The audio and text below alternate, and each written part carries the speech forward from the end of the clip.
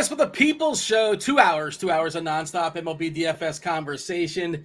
It's my guy, Bobby Gomes. Yes, that is Bobby Gomes. Wait, hold on.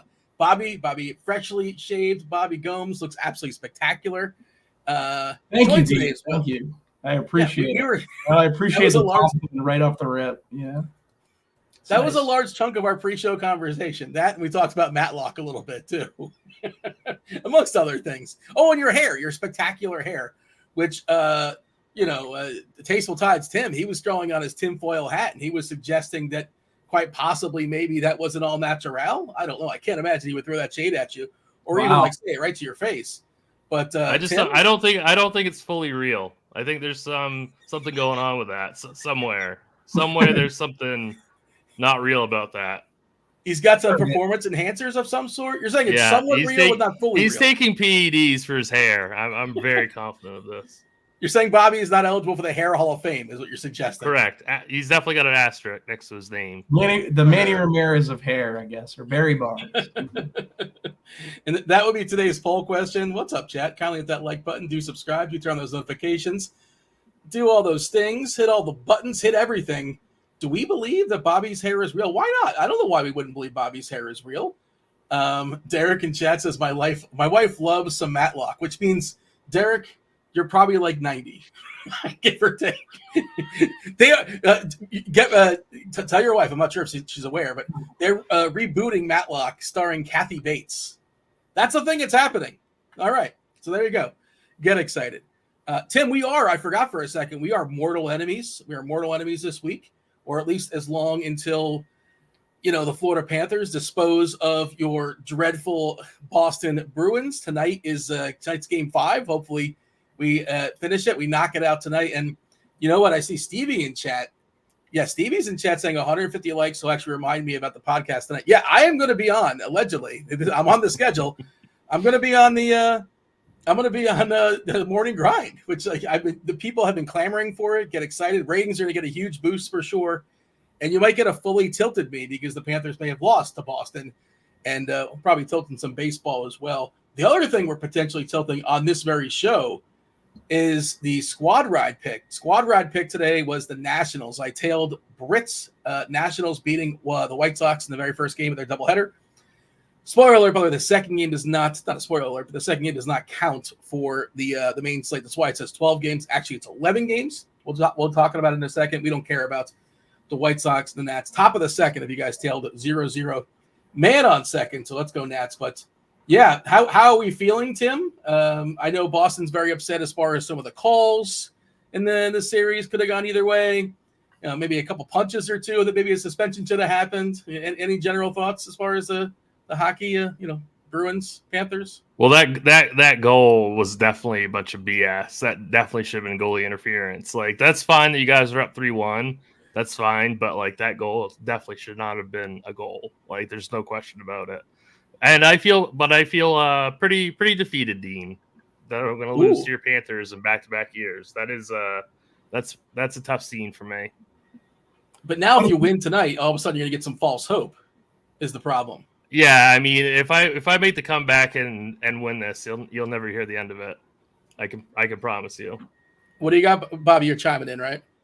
It's not you though, right? It's a bunch of guys that are paid to play hockey, right? So you shouldn't take it so personal, I'm cheering for laundry.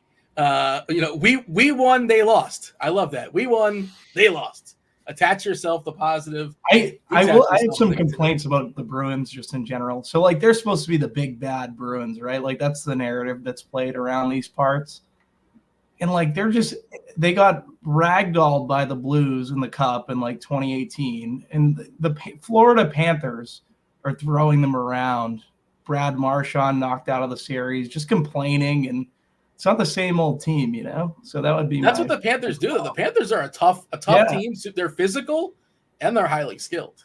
So it's not you took a little cheap shot at the Panthers. I can't believe the Panthers are throwing them around, but that's what they do. Yeah, they kind of bully other teams, but you're just excited because you want your parking spot back. You're hoping that Boston loses because you're tired of people parking in your complex and then walking to the the arena. Yeah.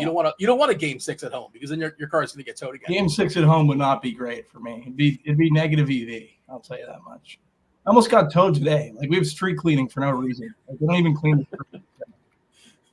I don't know. What does it cost when you get towed? Like what's to get it back? What's the give? Well, it happened to me 2 weeks ago, so it was $180, and I was not happy about it.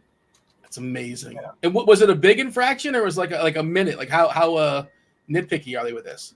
No, it's pretty big. I think we just forgot because we were running around with the kids, and stupid mistake. I rarely make it, but it happens. So.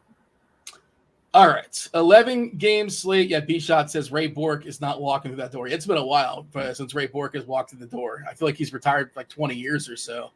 All right, yeah, let's talk about it. And yeah, Stevie hanging out in chats. I'm definitely looking forward to joining on the morning grind tonight.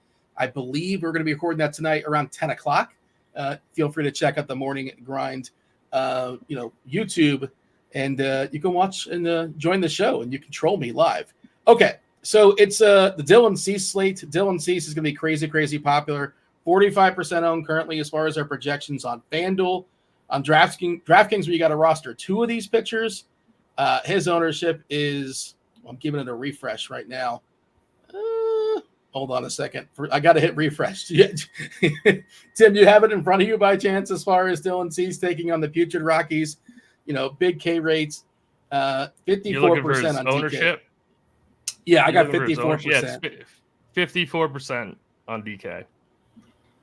Yeah, and it's another slate where there's not a lot of clear and obvious offense. There's not one team that has a team total above 5. Cease is the biggest K rate on the board, 32.4%. He's got basically the longest leash as well. We know how terrible the Rockies are. We know they're even worse on the road. I know Cease has the issues with giving up some homers, giving up some fly balls historically. He's been really lucky when it comes to homer and the fly ball stuff, which has kept his ERA down. The ERA 2.19, Sierra just over 3, but his homer in the fly ball this year at 3.6%. BABIP 179. So again, he's been pretty lucky, but also he's been very good too. What you're making one lineup tonight, Tim? I assume you have one main lineup. Are we thinking hard about this one? Or are we going to get cute? I don't think I'm getting cute with Cease. I'm going to have more than the field. I might even lock button him.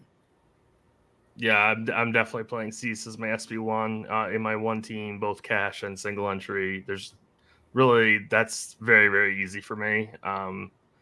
The hard part really with this entire slate, I think, is SB2 because there's a lot of different ways you can go with SB2 and there's a lot of different ways you can go with bats. So, but one thing that is easy, in my opinion, is just locking in Cease. I think if he's going to be 54%, like saying like the $15 or the $18, whatever it is, the 150 max, like I think I would get to at least 75% of him, if not lock button him. But I would try to get significantly over the field on Cease. Bobby, give me the plan of attack as far as this slate. How many lineups you're making? Give me the general overview, and then I want your thoughts also when it comes to how you're handling to super, super chalky Dylan Cease. Yeah, I'm making 20 teams. I will have around 80% Cease, not a full lock button, just because of how strong pitching is. I think Tim broke it down perfectly. SP2 is where you want to get different. I think Waka is someone who is, like, if he's going to become chalky, he's someone you can get away from. I also wouldn't play Cease and Sale together because you're ending up on a pretty similar construction as everyone else. So I think Sale would be, people would probably like to get to Sale and just play value bats. But yeah, that's pretty much it. I think offense is very spread out. It's not a core slate. It's not going to condense. So you can be over on pretty much whoever you like. In terms of the bats. But yeah, that's my thought process on the slate. Yeah, we'll talk about stacks later on. And you did the tiers today, Bobby. I got to tell you, I sent it over to producer Steve, your category. He didn't love your rankings. Now, I did clarify that you were an anarchist. You went off the board. He's from New York, though, right? He's from New York. What does that mean? I didn't like the rankings because I thought it was tiers. I didn't know you were doing it like TJ did it. Made it a lot better. Yeah, TJ revolutionized this game. Dean brought it to a certain level. It was kind of mid, and TJ put a ceiling on it. So now the curator has full control, which is me, and we're going to go with what I like the best, and I rank the top 5 things that I enjoy from fast food restaurants. By making what you said revolutionized. When you say revolutionized, you're saying made it worse. It made it not make No, any he made sense. it better. He made it better. He's coming for your gig, Dean. Just be a little aware.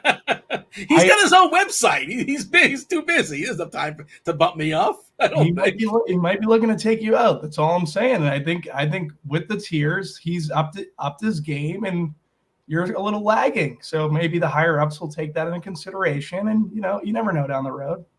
I'm just saying, like, the worst teams, the worst stacks shouldn't be lumped in with something that's like good, which doesn't make any sense. But all right, we'll discuss that later on in the show, I suppose. But it's my rankings. I can do whatever I want, right? Yes, which is why that's the way it's going to go, man. It's your board. It's absolutely your board. By the way, we have a Ross Weather. You did mention Sale. Officially yellow in Atlanta. We know Atlanta's historically known for their pop-ups, so we'll see what Roth says in about an hour or so. But that's the only one we're really concerned with. Not on this slate, but Baltimore is orange. And this is one of those things where Roth isn't always aware, like, what games are on the slate or not on the slate. He's probably sweating this Baltimore game, and nobody cares.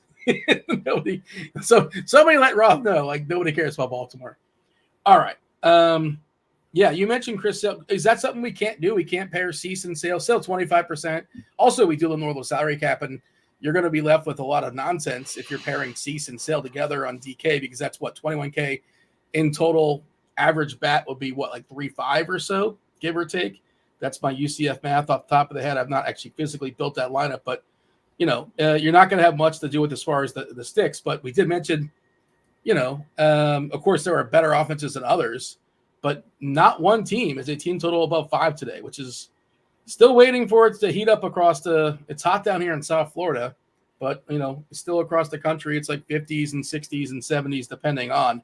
But we haven't exactly turned the page where we're getting, 95, 100 in Atlanta, and it's just like 11 team totals where the game completely changes. But all right, talk about Sale. You mentioned Sale, Bobby. Are we on him? We like Chris Sale tonight if we're not playing Cease?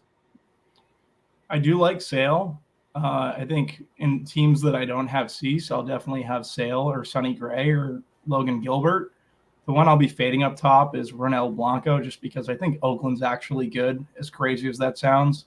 They're going to throw a ton of lefties at him. So for me, I'm not on Ronel Blanco, but I'll definitely make a group that, if not playing Cease, I'll have one of Gray, Sale, Gilbert, which I'd probably get anyways, I would imagine. But Sale versus Chicago, like, they're going to throw a bunch of righties at him, not too many lefties. I think some of the righties kind of looked good versus Sale, as crazy as that sounds. Morel stood out, to be exact, and Pat Wisdom. So those would be two bats that he's going to have to avoid, but I think he'll be fine. He's Chris Sale. He looks back to his normal self. I think that's kind of been the theme around the industry today. Pretty much every show I've listened to, they've pretty much said, oh, Sale looks back to his – Chicago's not the easiest matchup. I will say that. Like, you get Sonny Gray, you can play them versus – he's getting the Angels without Trout, which I like. Sale isn't my number 2 SP, just in terms of my rankings. Like, I'd prefer Gilbert or Gray, but just because when I did look at Chicago, like, versus Sale's pitch mix, it was pretty strong, and everyone's of the opinion that Chris Sale's just back, and who knows? Like, maybe he is, maybe isn't, but if he isn't tonight, it's probably going to go against him in terms of ownership, and I can be on the other side of that. I'll probably be under the field on Sale, I would imagine. Sale has the second lowest Sierra on the slate, just a tick higher than Sonny Gray. Both really, really good. 2.54 for Gray. We'll talk about him soon enough. Sale at 2.58. Sale's a lot of Ks, 30.6%. That's really good, backed up by a 15.5% swinging strike rate, which I believe is the highest on the slate. It is. The walks are good, very good, 4.7% as well. Like you said, the Cubs do come with some power, so there is a chance they could get to him theoretically. But I like Sale as well. Going to be really hard to double barrel. Is that something we're considering as far as double barreling today, Tim? Or it's just like we're just not going to have the salary? We got to hold our breath, and maybe Michael Wacha gets us there or something like that. Is that one of the more popular SB2s for you? I think Reed Detmers is kind of sort of somewhat interesting. I don't know if interesting is the right word, but like usable as an SB2 to kind of help you get both, really elite arm and some bats. What is the approach? Have you officially decided I'm going double barrel, or I'm going to go one up top, one in the middle as far as pitchers? I have not decided what I'm going to do. I think if I do a double barrel, it's going to be Cease and Gray. I have nothing bad to say about what Bobby said about Sale. I just think I like Sonny Gray. He's going to be lower owned than Sale. I like the matchup better for Gray as well. So they have the exact same strikeout prop also. So, but I don't think the Cubs are like that great of a matchup. So I would take the lower owned guy in Sonny Gray. If I was going to double barrel. But no, I haven't made any decisions yet. I know Michael Wacha is going to be popular, and I'm kind of worried that Cease and Wacha is going to be like the most popular pairing in single entry, like in the 121 or like the 250 tournament or something like that. So if that ends up being the case, like I don't want to do that. I would rather double barrel it or go down to Joe Ross. Like it's kind of hard for me to figure out. Like I was talking to Blunder earlier on the RotoGrinders Today show, and can I guess what he said? Go ahead. Play whoever you want. Actually, I don't think he said that. I don't think he said that once today. But yeah, I would have bet that all. Oh, definitely. You definitely implied it. Yeah. He's right. He's right. Blunder, very, very highly intelligent guy. So.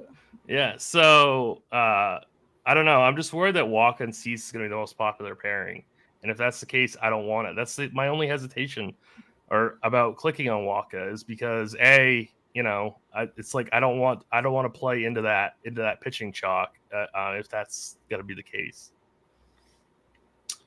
All right, so we got Cease at 54%, Sale 25%, Gilbert 21, 9-2 against Kansas City. Wacha, like you said, the next cheap guy at 19, I guess the biggest cheap guy, 6-8 on DK, 19%. Gray, who's more expensive than Sale, expected to have about 10 percentage points less than Sale, 25 to 16. And then there's Ross. You did mention Joe Ross, who, man, there's just no upside in Joe Ross. I understand what you're doing. He's 5'2", and you're hoping to get you like 15 points or so. He does have an extreme pitchers umpire, for what it's worth. We do have some extremes today when it comes to the umpires. I was taking a look at that. And he does have a 5.5 K prop too, Dean, which I was surprised by. Ooh. Is there heavy juice on the under? That seems like a big number for Joe Ross. Yeah, it's minus 145 to the under, but still, even hanging that line at 5.5, I was pretty surprised. So it makes sense that he's projecting so well across the industry at 5.2. By the way, the other extremes there's one extreme hitters umpire for Hunter Green and Ciccone. There's two extreme pitchers umpires. That's for Ross, Blanco, Quinn Priester, another guy who can't strike anybody out, and JP Sears. Man, Joe Ross just feels terrible, but he does help you get some bats. We have an official take here as far as Ross. Jump in here, Bobby. What are we doing with this Joe Ross? 15%, 16% ownership. You might get it to like 20 or so. Wouldn't shock me.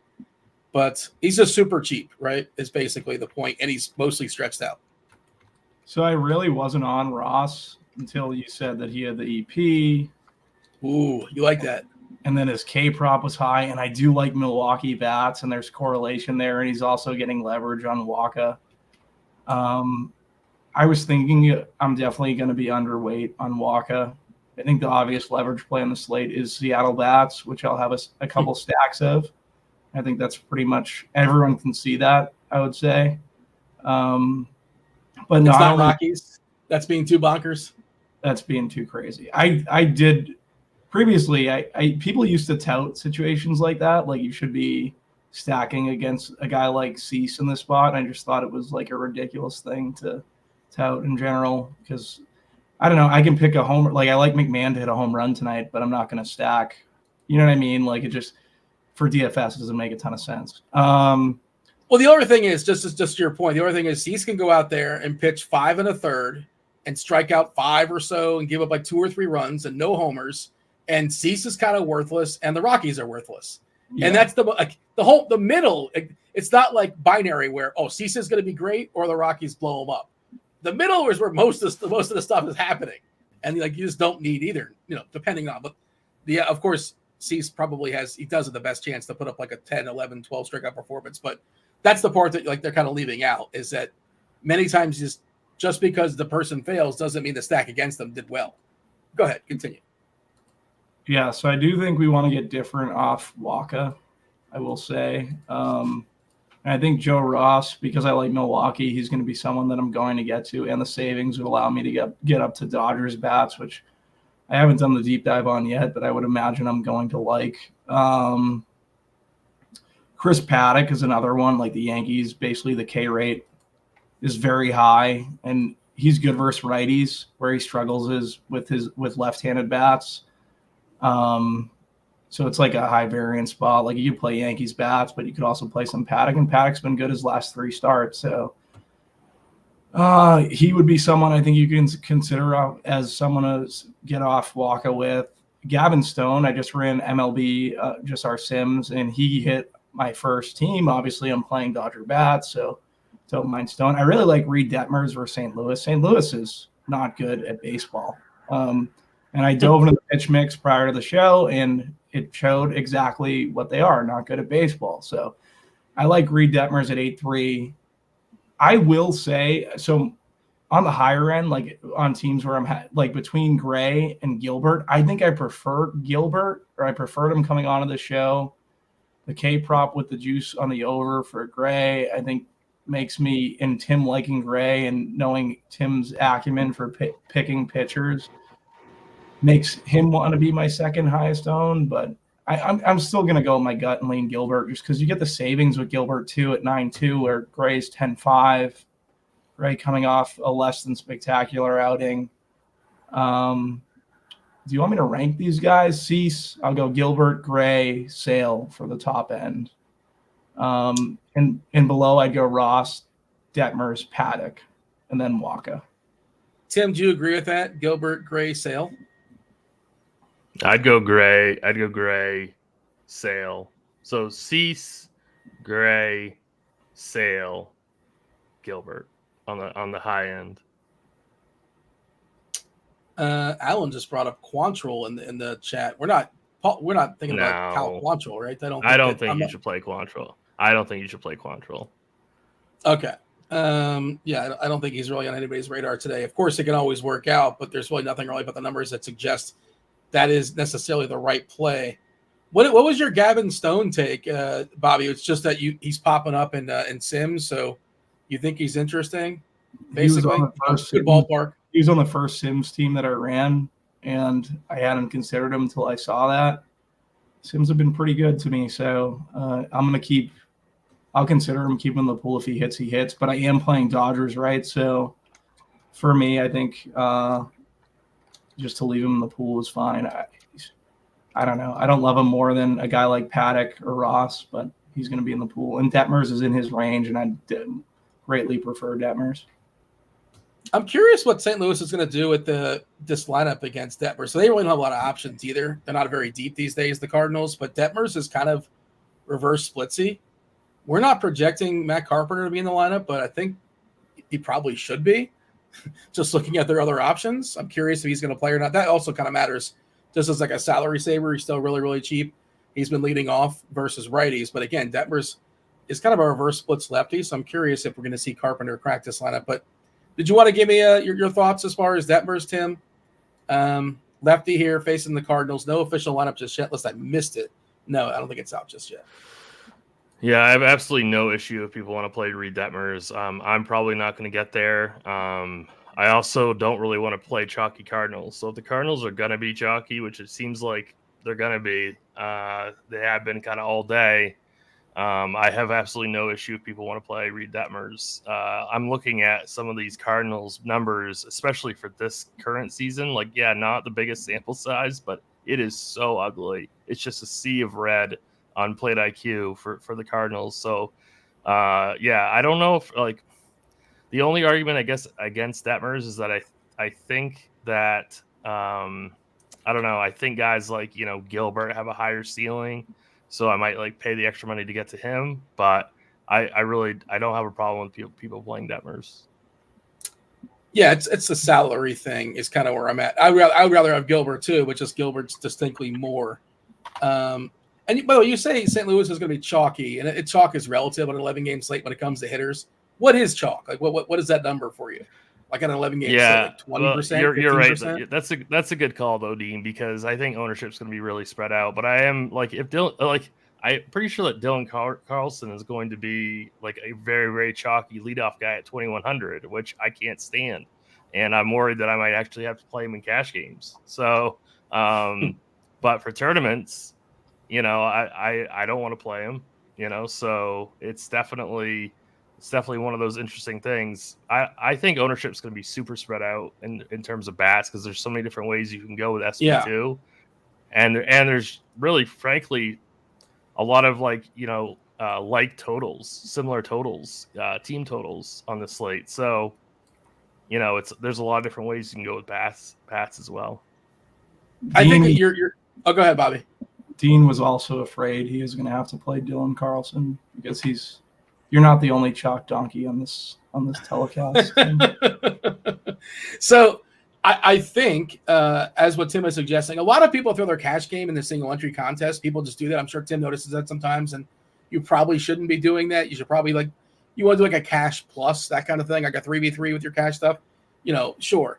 But I'm guessing that's kind of what you're speaking to, Tim. And, you know, those players are not going to be super popular in like the large field, 40,000 entries, whatever it is, and everybody's getting at least one stack of every team. They're running 150, yada, yada. But Carlson at 2-1, if he's leading off against Reed Detmers, is probably going to be an optimal stuff. And he's probably not something that you want to have, play him in your cash lineup, sure. But maybe if you're in a single entry contest, he might have an extremely goofy number when it comes to ownership. Is that kind of what you're alluding to, Tim? Does that make sense? Yes, that's exactly what I'm alluding to. And like, that's usually how I play is I play one team in cash and I play one team in single entry. And it's usually like a 2v2 or a 3v3. And I'll tell you, Dylan Carlson will not be in my single entry team. That much I know. And we're not sure he's leading off for the record. And I still think there's a chance that if they can consider playing Matt Carpenter leading off. They probably won't, because it's like a cardinal sin for, managers left on left. They just can't do it. But okay.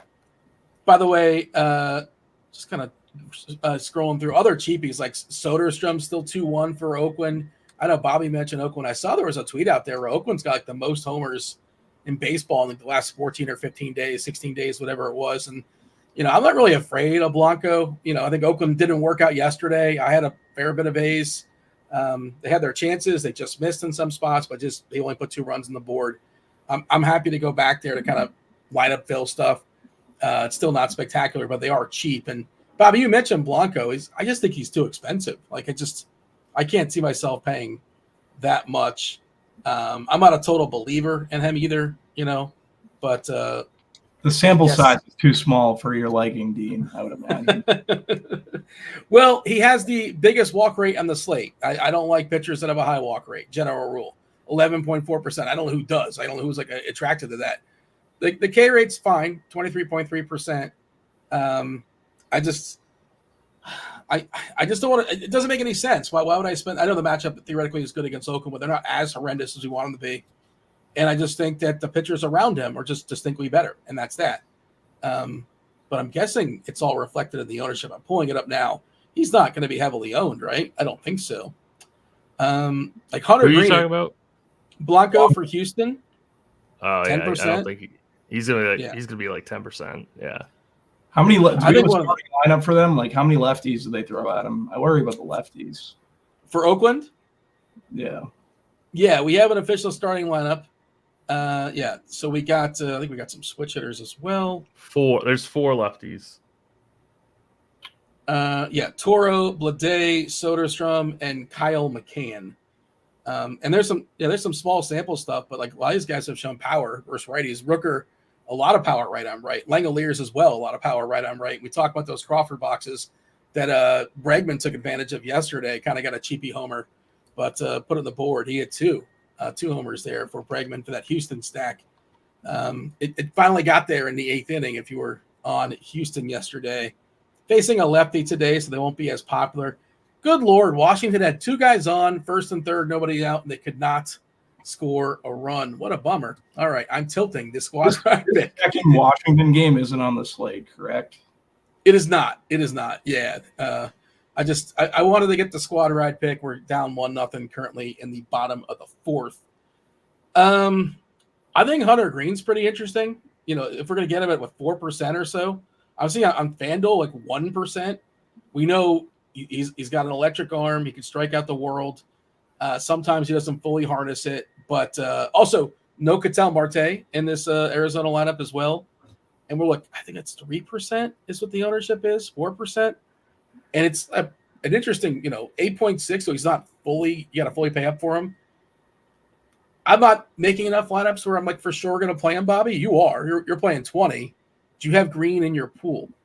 He's not currently in my pool, but when I went over the pitch mix for Arizona, like there was nothing that really stood out. Maybe I should look at it again, but I don't know. Maybe I should be more interested in Green. Currently, I don't have a read. How about you, Tim? Do you have a read on Green? So I think that both Ketel Marte and Moreno are out today, which actually brought up their K rate quite a bit, weakened their lineup quite a bit, and brought their K rate up.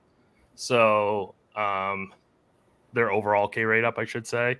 So Hunter Green is always very, very super boomer bust.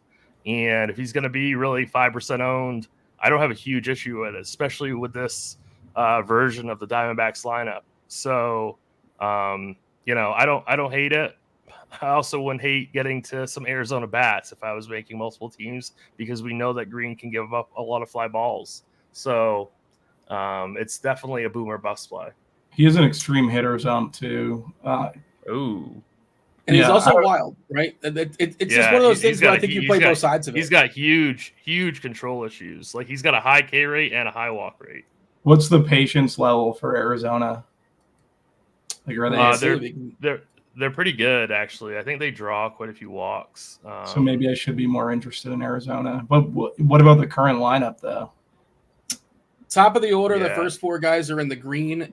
Carroll 10%, Blaze 10%, Peterson 12%, Walker 9.6%.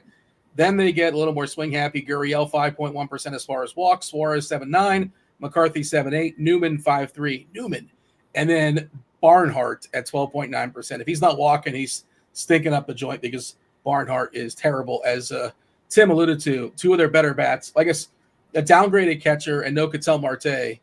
It's a pretty big downgrade, but I mean, that extreme hitters umpire is going to affect a guy like Hunter Green. Usually, I don't really care about umpires that much, but he needs the corners badly.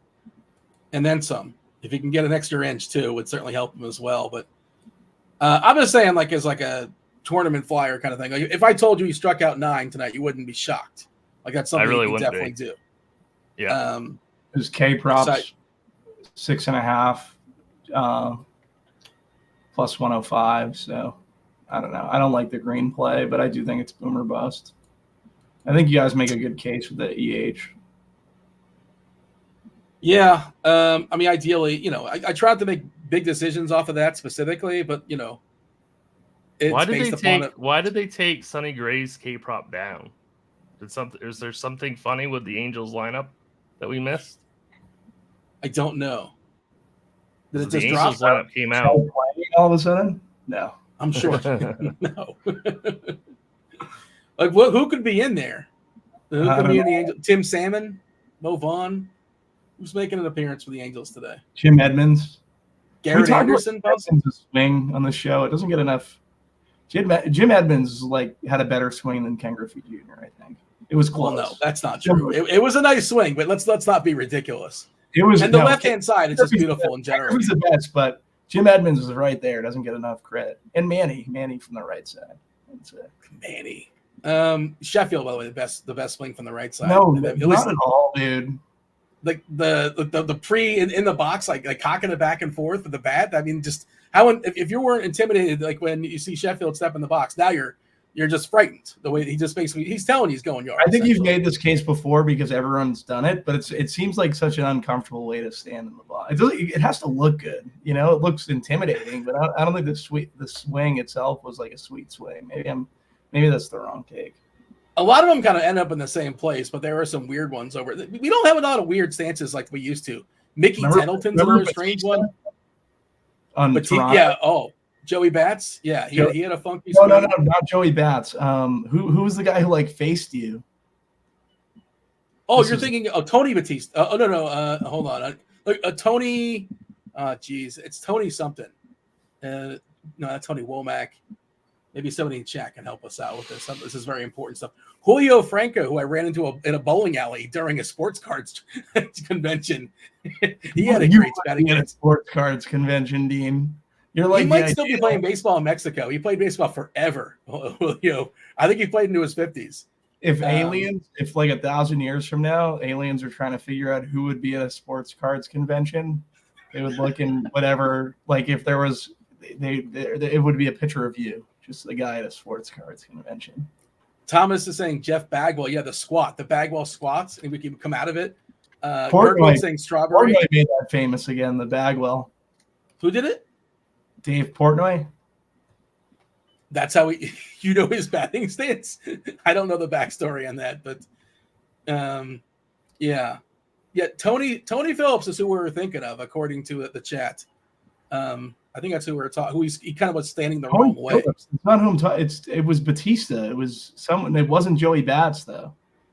It was. I don't know.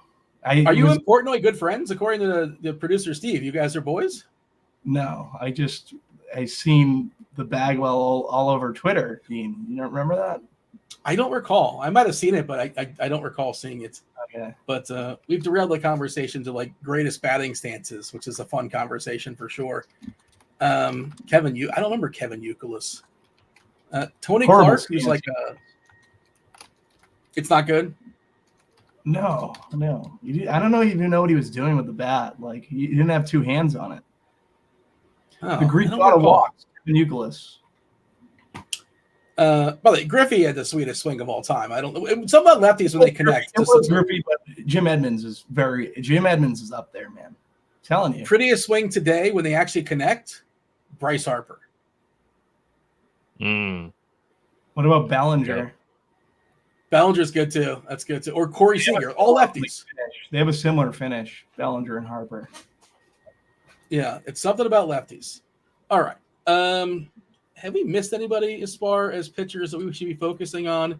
For the Angels, by the way, it's Pilar's in there, Tucker's in there, Paris is in there. There's no Goodrum, there's no Moniak, and there's no Zach Neto. So a bunch of nonsense swapped in for a bunch of nonsense getting swapped out. I think they pulled down the Sonny Gray pitch prop because Pilar's not batting fourth tonight. He's in the 5 hole. Yes, I'm sure they're in a state of panic in Vegas. Oh my God, can you believe it? This Angels lineup stinks. You're only as good as your last at the bat. He homered last night, you know? Oh yeah, it was Costanza who taught Jeter and Bernie Williams how to hit. I don't know if you remember that episode of Seinfeld being pointed out to us there in the chat. Ted Williams had the sweetest swing. Like, I don't know what his swing looked like. Is that documented evidence? Yeah, yes, you do, Dean. There's plenty of highlights of him. There's plenty of highlights. There's one highlight of him from his backside. You can't even see the swing. I don't know. Do we believe the story about that infamous, like, I was in Fenway, I took the Fenway tour, and they're like, this is the chair where Ted Williams hit the ball like 460 feet away. That's a nonsense story, right? Or is that a real chair? There's no way that's a real story. There's no way Ted Williams had more power than David Ortiz, by the way, or like Manny. There's no way. Yeah. So how did Ted? Bobby spends enough time on YouTube to know this stuff. I think that's true. I'm not trying to like put on my tinfoil hat, but I'm not certain that he hit the ball 470 feet or whatever it was. Don't start, Dean. You're a huge tinfoil hat guy. I've heard you make conspiracies. It's not my thing, but yeah. I mean, it's a nice little anecdote, I suppose. It's pretty cool, I guess, but it seemed pretty unlikely as well. Like, why didn't he do that more than once? He just did it one time. By the way, the Orioles were postponed for what it's worth, if you guys care. Cardinals lineup just came out, and it's Wynn leading off. I knew they were going to do something different. No Carpenter.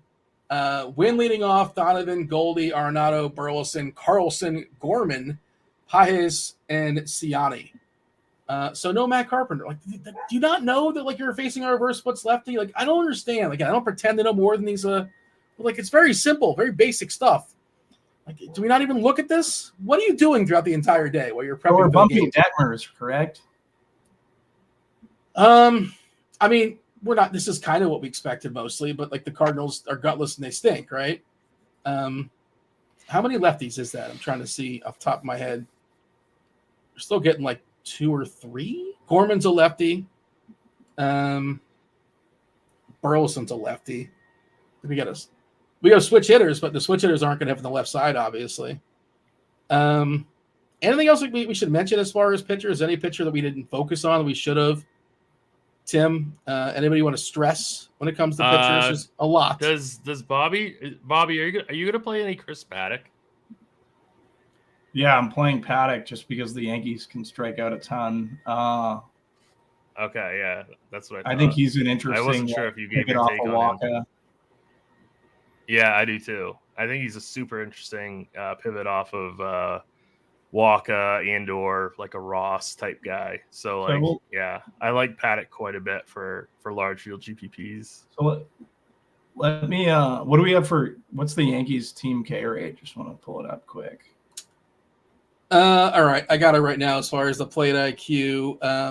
Volpe strikes out a fair bit, 27%, Judge at 28, Stanton at 33. Otherwise, they're pretty contact heavy. Rizzo at 24, collectively 21.2%.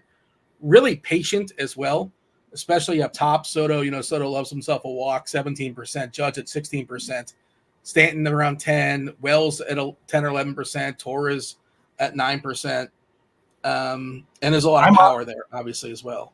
I'm off Paddock. There's 5 lefties. Oh, there's 5 lefties. Oswaldo switch at the end. And guess what, Dean? What? On the road, they strike out at a 17% clip. So it's lower. Wait, you're talking about Paddock? He's at home. No, the Yankees on the road. Oh, okay. I don't know what that means. I don't know if that is any value. I know you're kind of tilting me with that one. I guess it's interesting. I'm off Paddock. Paddock's not in the box. He's not making it. I'm not really on Paddock either for what it's worth. It's good to get rid of. You have to cut guys, right? Paddock's out. Tim, Paddock. you're rostering 2 pitchers in total, right? One lineup you're probably not getting to him unless you want to. Maybe you have like a super, super chalky stack with Cease, but I'm guessing you're not getting there. I'm not getting there. I almost kind of want to though over Waka, but it's just the Mariners just strike out so much, so it's hard to not roster Waka if you're in that price range. But that's what the whole field's gonna say, so it's tough. If I was playing 20 teams, I would have him in like 2, I think. Anything else to mention here, Bobby, as far as pitchers? I think Ross makes a lot more sense than Waka. Is Ross going to come in higher owned than Waka? It looks like it. No, I don't think so. I think he might by the end of all this. Really? Yeah. Let's give it a refresh. That's what I'm wondering. That's what I'm wondering too. Is like if Ross is going to be the chalky SB2, then I'd like to play Waka, and if Waka is going to be the chalky one, then I'd like to play Ross. But if I don't double barrel, so it's kind of tough between those 2 guys. Which also is you saying basically you have no conviction, which is fair. Right. I don't have conviction either. You're just basically saying I don't really love either one of these guys, but I'll take the one that's lower owned. That's essentially what you're suggesting. Yeah. Right. I lean more towards Ross than Waka. You're saving enough. You have the EP, K props at 5. We talked about. Like people are just playing Waka because Seattle strikes out a ton, but Waka pitches to contact, right? Like he's not like a strikeout guy. I don't know. All right. Shall we going get crazy to... in chat because I just said I don't know, but I can't see it. But I would imagine that's what he's doing. He hasn't yet, but he has commented on the fact that you love home road splits. So. I just think it's okay to say you don't know something. It's fine. A qualifier when I do my bumps and lineup HQ, Today, by the way, we have WNBA. I believe is starting tonight. If you guys are not aware, I saw that you can get it a la carte if you want WNBA. Stats there, WNBA access for lineup HQ and things of that sort. I think if you want it a la carte just by itself, I saw his tweeted out earlier today, but I'm pretty sure it's $30, a buck a day. I went to UCF. There's my math for you. But if you get RG Premium, you get yourself NBA, PGA, NHL, MMA, MLB, WNBA, CSGO. I'm probably missing something. If you sign up for a 6-month combo, you want to subscribe for 6 months, you get $250 off as opposed to going month by month by month by month, $469.99 in total. If you do not want to fully commit to 6 months, understandable. You get $40 off your first month for a limited time, or get yourself a 3-day pass, $19.99. I wonder if they sold out of that contest on DK. I feel like they did a terrible job. Price they made it too small, but I could be wrong. They also had Which like 33% up top. The WNBA contest, their main contest tonight, which was like $60K as far as the total prize pool. I'm just curious if it's sold out or not. Are you guys playing it by chance? I'm guessing not, but I don't know. I was thinking about it, but everything's full. Yeah. Okay. So Like I was thinking about playing it too. Yeah.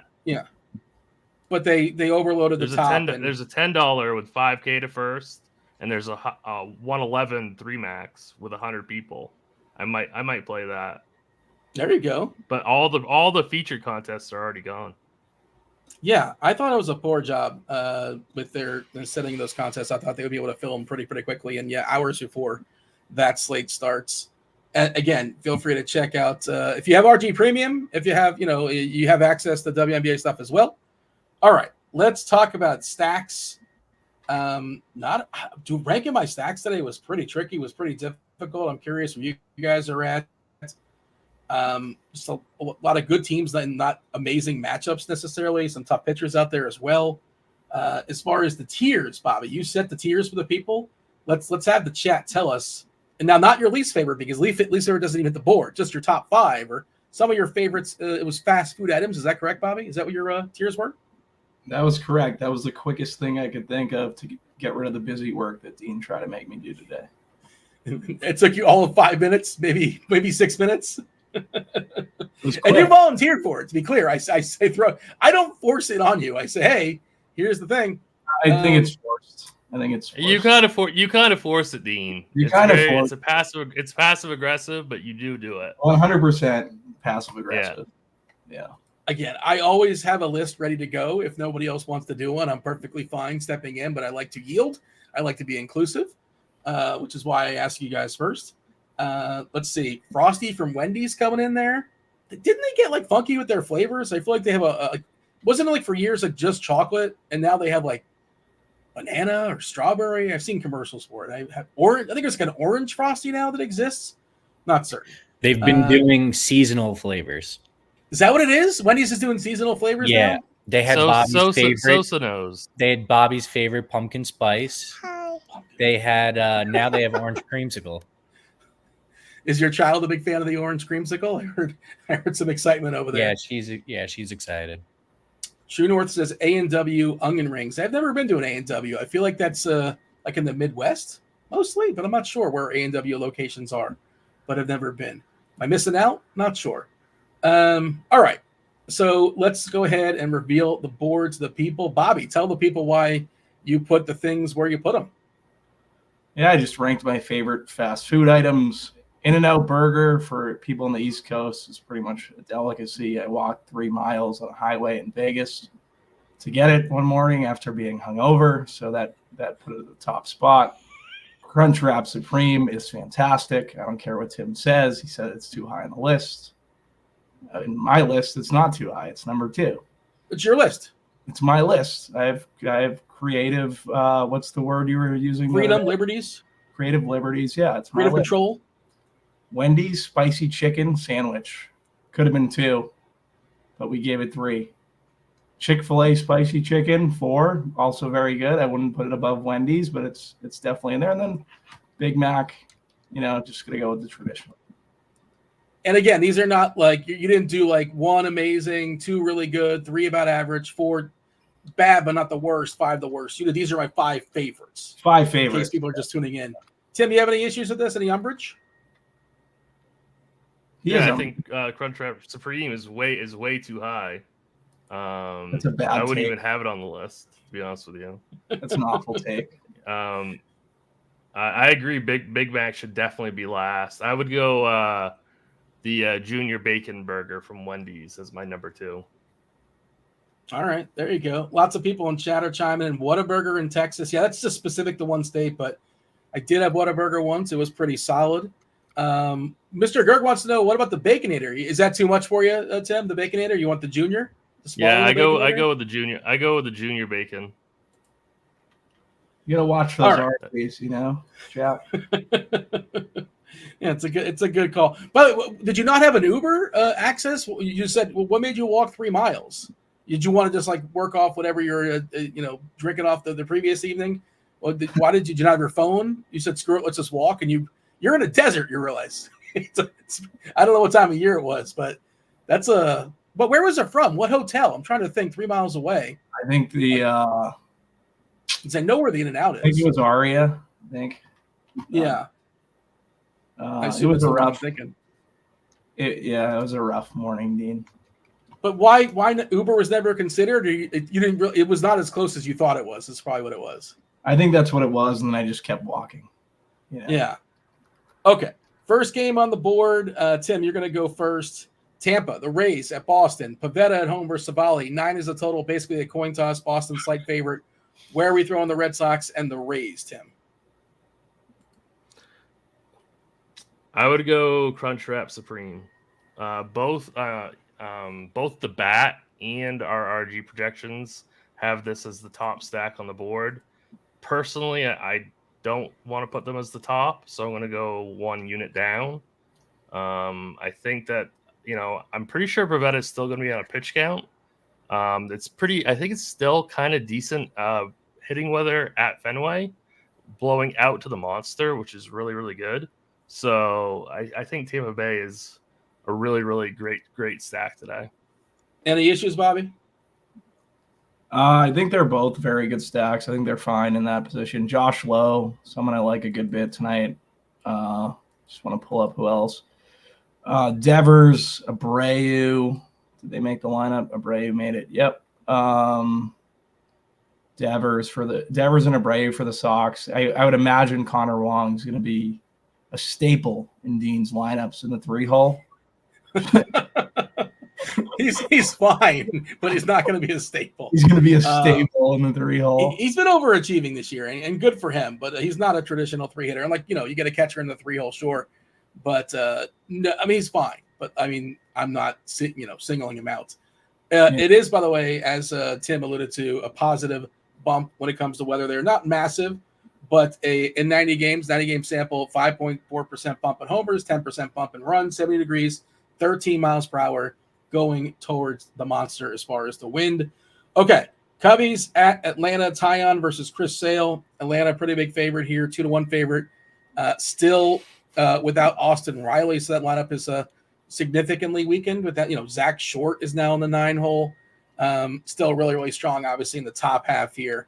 Bobby, Cubbies versus the Braves. Yeah, the Braves. Olsen's in the lineup, correct? Or was he not? Yes. I love Olsen. He's one of my favorite plays. Yeah, he's the Braves are definitely in and out burger for me, I think, tonight. Like a lot of the bats, Olsen, the lefties, Albies. My favorite player in MLB, Travis DeArnaud, is probably going to be a staple in my lineups, I would imagine. Yeah. So the Braves are in the top spot. Chicago, I do think there's like power here, like Wisdom and Morel specifically, but they're just one-offs. So I'm going to put them in Chick-fil-A spicy sandwich. Tim?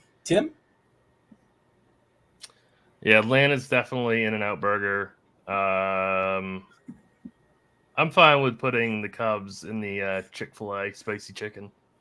I was gonna troll Bobby too, but Broccoli Boy did like your favorite player. You don't pronounce his name correctly, which I think is kind of funny. But he's my favorite player. He's my favorite.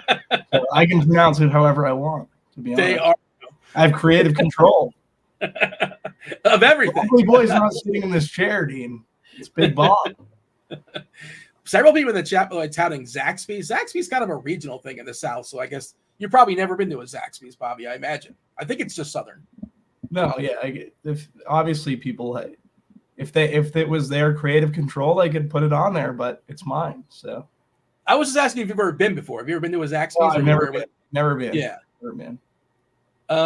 Frank is saying Olsen is not playing. I saw that. Playing, right? So I saw something came across where it said Olsen wasn't playing, and then I looked and I seen it. He was playing. So he corrected himself. Says on my fantasy roster earlier, it said he wasn't starting. LOL, my bad. But yeah, I seen that too on Underdog. He like crossed on Underdog quick, and then the lineup was still there, and there was no other lineup. I think I'm pretty positive he's playing. That's why I asked. Yeah, he's in. I think it's just somebody goofed up somewhere. But yeah, just wanted to clear that up. Joe Ross versus Quinn Priester, 8.5 total, positive ballpark here. Milwaukee, pretty heavy favorite, minus 160 or so against the Pirates. Tim, this is your board? I don't think we have Pittsburgh lineup just yet, which seems weird. Are we waiting on somebody to come back today? I don't know why. Why would we not have Pittsburgh? Yeah, I don't know. I like pieces of Pittsburgh. You know, like Reynolds, Cruz, obviously is a fantastic play at 4,600. Sawinski is fine at 37. I don't mind some of those lefties near the top of the lineup, so I would go Wendy's with the Pirates. Reynolds, Cruz. I love anybody named Cruz today. I love the Cruzes. We'll get to L.A. De La Cruz soon enough. O'Neill Cruz, Tom Cruise. Just Cruzes in general are a lot of fun. I think they're all spectacular. What do you got here? Jump in here, Bobby. When it comes to Milwaukee and Pittsburgh, did Tim not give Milwaukee just yet? I feel like he did not. Milwaukee, yeah, I would definitely go Milwaukee. Probably, I like Milwaukee quite a bit, but they do have pinch hit risk. That's the only problem. So, due to that fact, oh man, it's tough because Priester is so bad. He's like so bad. I guess I'd go Milwaukee, Crunchwrap Supreme, but you got to be careful how you stack this team because there is pinch hit risk. Priester, 12.6% strikeouts on the season, 8.4% walks. He does have one skill. His one skill is he keeps the ball on the ground. He gets a lot of ground balls, which is annoying because he can get out of trouble with one, get the double play ball. But yeah, the ball will be put in play. Bobby, do you have any issues here as far as Milwaukee and Pittsburgh? I don't. Interested in terms of I think Pittsburgh's bullpen's pretty gassed currently. So I'm wondering who Tim's specifically talking about in terms of pinch hit risk. I really like Bowers on this slate. So I'm wondering if he's one of those people that I would have to worry about for a pinch hit risk for Milwaukee. Tim? Well, I'll look it up real quick for him because that is somebody I was worried about. Yeah, so I like Milwaukee a good bit. If he's a ground ball pitcher, target the fly ball guys. I really like Bowers, Willie Adames, obviously Yelich. That's pretty much the guys from Milwaukee that I'm targeting. And Pittsburgh's good guys like O'Neill Cruz, fantastic play. Brian Reynolds, Zawinski, McCutchen. I think they're all fine plays. I did. So Bowers has 20. Bowers has 23%. Bowers has 23%. Frelick has 27%. Ortiz 26. Dunn 34. So, okay, good to know. Yeah. Gary Sanchez on that bench. That's not who horrible. Else is on the bench? Well, Sanchez is on the bench. Some righties. I'm trying to think who will be lurking over there. That did not make the lineup today. Sanchez is one of them. Right, they're starting all their lefties, I assume. Yeah, Hoskins is on the IL, so maybe Owen Miller would be another one. So it would be Sanchez, Owen Miller, and I think that's it that I can think of. Oh, yeah, Blake Perkins. Did they make a move? I don't know if they made a move yet for Hoskins. I'm not sure if they've called anybody up yet, but definitely something to keep an eye on. I did look at Pittsburgh's bullpen, by the way, and they've been working really hard the last couple of days. Whoever referenced that is an interesting note. They are pretty gassed. Yankees, Minnesota, Paddock versus Rodon. Maybe Priester might have to eat it. Like if he's getting his face punched in, maybe they can't give him a quick hook in the second or third inning, and this can get goofy in Milwaukee. I don't think they're going to be able to be honest. So that's why I think Milwaukee's a super sneaky stack.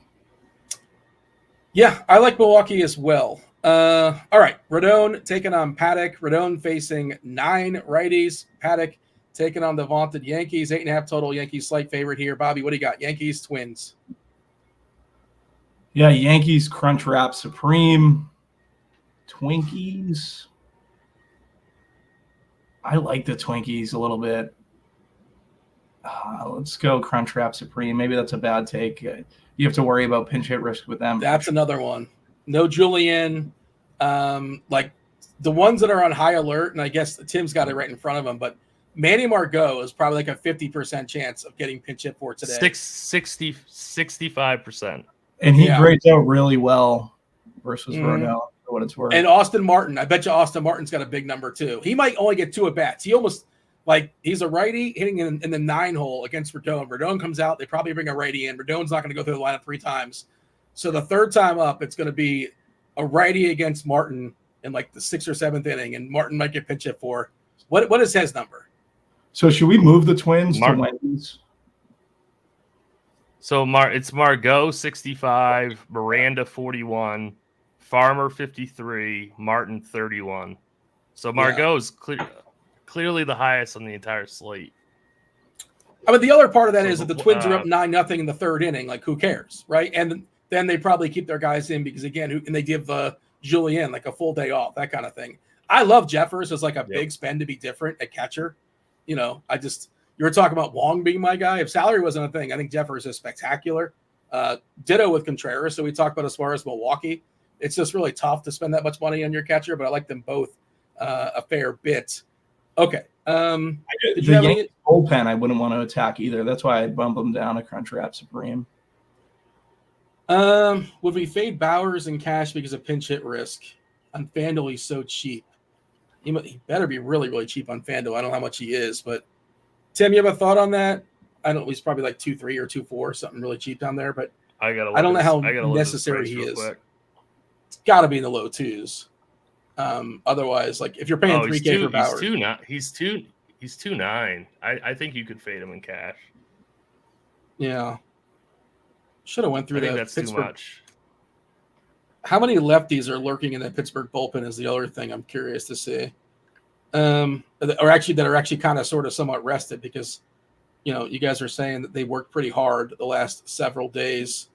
There's really nobody rested. You know, most of them worked like 2 of the last 3 days, it seems like. And I don't think they called anybody up, far as I can tell. All right, maybe I'll take a peek at this in a second, but let's move on. We officially have the Yankees in the Crunch Wrap Supreme. So let's talk about Cleveland. Cleveland versus Texas, Jack Leiter. Al's Kid versus Ben Lively. 9.5 total. Texas as almost a 5 total. Cleveland 4.6. So some runs expected to be scored here, Bobby. Where do you have the Guardians and the Rangers? Guardians Crunch Wrap Supreme. Rangers, Wendy's, spicy chicken, because I don't like attacking the Cleveland bullpen. Tim? I really like the Guardians today. I don't think they're going to be that high owned either. So I would put them in Crunch Wrap Supreme. I might even go all out and say In-N-Out Burger. But that might be too hot of a take. So I'd go Crunch Wrap Supreme on the Guardians. Tell me the Guardians you like. You like J-Ram. You like Josh Naylor. Bo Naylor. Yep. I like Tyler Freeman. I like Kyle Manzardo. He's extremely cheap. I don't mind Bo Naylor. I don't mind Esteban Florial either. So I would imagine he will like Manzardo too when he sees that price. It's going to get all idiot. I mean, right. He's a bat only. You know, he's a prospect. He's like a top 100 prospect, not like an uber prospect, but he's a prospect and he's super cheap. Jack Leiter, you know, electric arm, obviously, former number 1 pick, born in the same hospital I believe. We were born in the same city, so I assume. I saw that, like, oh, we're born in the same city. Shout out to Plantation. All right, let's move on. Oakland and Houston. We have crunch time coming in about 10 minutes or so. They're knocking on the door. Rolf will talk about some weather. I believe it's Keith. Keith got upgraded to crunch time. He got the call up. He was on the early show yesterday, and you get Will. You get the Chief as well. We have Tim. Tim, set the board for Houston and Oakland. Houston and Oakland. I really don't mind the righties for Houston. I don't really like the entire stack. So they're somewhere between. They might be Wendy's for me, just because they're pretty pricey. I don't really like the full stack. I don't mind the righties, so I'd go Wendy's for Houston. In Oakland. Oakland's kind of tough because they aren't that as bad as people think they are, but I don't know. And Blanco can have extremely bad control at times. So I think the Oakland is possibly, I'd go Chick-fil-A with Oakland. We just got the Pirates lineup, by the way. McCutchen, Reynolds, Cruz, Joe, Sawinski, Gonzalez, Grandal, Triolo, and Michael A. Taylor. Dodgers lineup came out as well, I believe. I think that's pretty standard, right? Betts, Otani, Freeman, Smith, Teoscar, Hernandez, Muncy, Pages, Lux, and Outman. Bobby, your thoughts? Anything you want to change there as far as Tim's teams? I would bump the A's up to Wendy's. In terms of the Houston bats, I like Pena as a righty. Not too high on Altuve, which kind of hurts the stack, I guess, if he's leading off. Bregman stinks. I know he hit 2 bombs yesterday.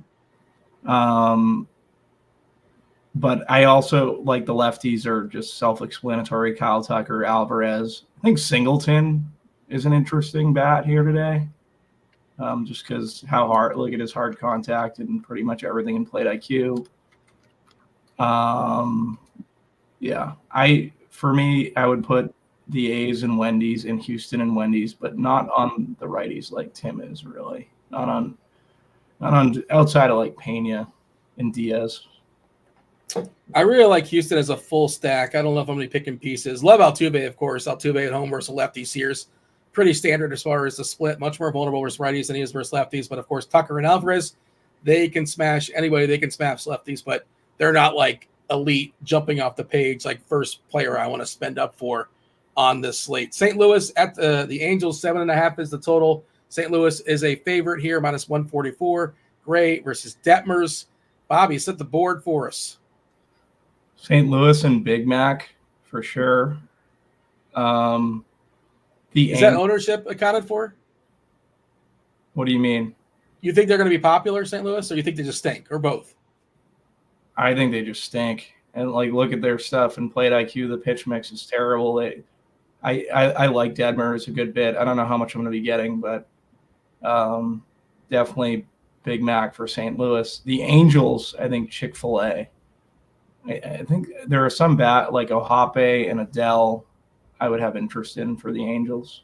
So they got Adele hitting 7th and Luis Guillermo hitting 2nd. Like, what are you doing? Like, honestly, what? At least I didn't give the illusion you're trying. What's that? I didn't see the lineup when it came out. They traded for 30-year-old like glove Luis Guillermo, and he's the reason why they had their lineup come out like 5 minutes before their game started. Just a terrible organization. Anyways, we don't have time for a rant on the Angels, unfortunately. But yeah, Tim, what do you got as far as Angels and Cards? Anything you want to change here? I guess I got to go against the opto percentage here for RotoGrinders stacks because we're very high in St. Louis, but I am not. So I'm going St. Louis and Big Mac and Angels and Chick-fil-A. Well, that's where you guys are at. I personally would flip those two, but hey, it's a democracy. Reds, D-backs, 8.5 is the total. Green versus Ciccone. Yeah, so we have no Ketel Marte, no Moreno, the number one catcher there for Arizona. So their lineup is weakened, Tim. Green versus Ciccone. Where are you putting Cincinnati and Arizona? I think Arizona's going to be somewhere in the middle. So maybe Wendy's, just because Green can be extremely wild. It's definitely, Arizona's got some dangerous pieces in their lineup, but also Green has a huge K rate. So they're not my favorite, but they're not the worst either. So they're just okay. So Arizona's Wendy's. Cincinnati, I think, is probably Wendy's also. I Everything's in the love the middle. stolen base upside. Well, I mean, that's how it's supposed to be, though. Really. No, it's just that's the slate. Like, there's not a lot up top. There's not a lot down below. Yeah, It's just all yeah, nonsense in the middle, jumbled right. together. I love the stolen base upside that Cincinnati seems to offer. Every night. There's some cheap pieces also, like Mike Ford, although he does have pinch hit risk. He's an interesting, piece of a cheap stack. So I think they're okay. Cincinnati's fine. So I'd put them in the Wendy's category. No steer, by the way. No steer for Cincinnati. We just got a lineup. Benson leading off is going to get some popularity. Benson, De La Cruz, the aforementioned Ford, Stevenson, Fraley, Candelario, India, Capel, and Hurt UBC. Who are those guys? Do we know who those guys are? I'm going to Google those guys. Do you guys know who they are? Capel and Hurt UBC. No idea who they are. Okay. I really like the Reds. I thought the Reds were Crunchwrap Supreme. And I still might, but I'm curious who these people are. Bobby, any issues there as far as what Tim put as far as the Reds and the Diamondbacks? So I was of the same opinion as you originally, but I'm going to leave the Reds and Wendy's just because I love all the lefties right up forward today. Like just as a secondary stack, though, especially when we just got the back end of that order. Arizona, I guess, is in Wendy's too. Like you said, they're patient. Hunter Green's going to walk people. It does hurt that Moreno and Marte aren't in the lineup. Capel did seem familiar. He did play in 2022 for the Cardinals, for Oakland in 2023. Looks like he's got a bat this year for Cincinnati that I missed, and I'm still looking to see this other character. But Bobby, we have crunch time knocking on the door, so we got to be quick here as far as finishing our board. Let's see. We got one more game with the Dodgers and the Giants. Stone versus Win. It's your board, Bobby. Dodgers In-N-Out Burger.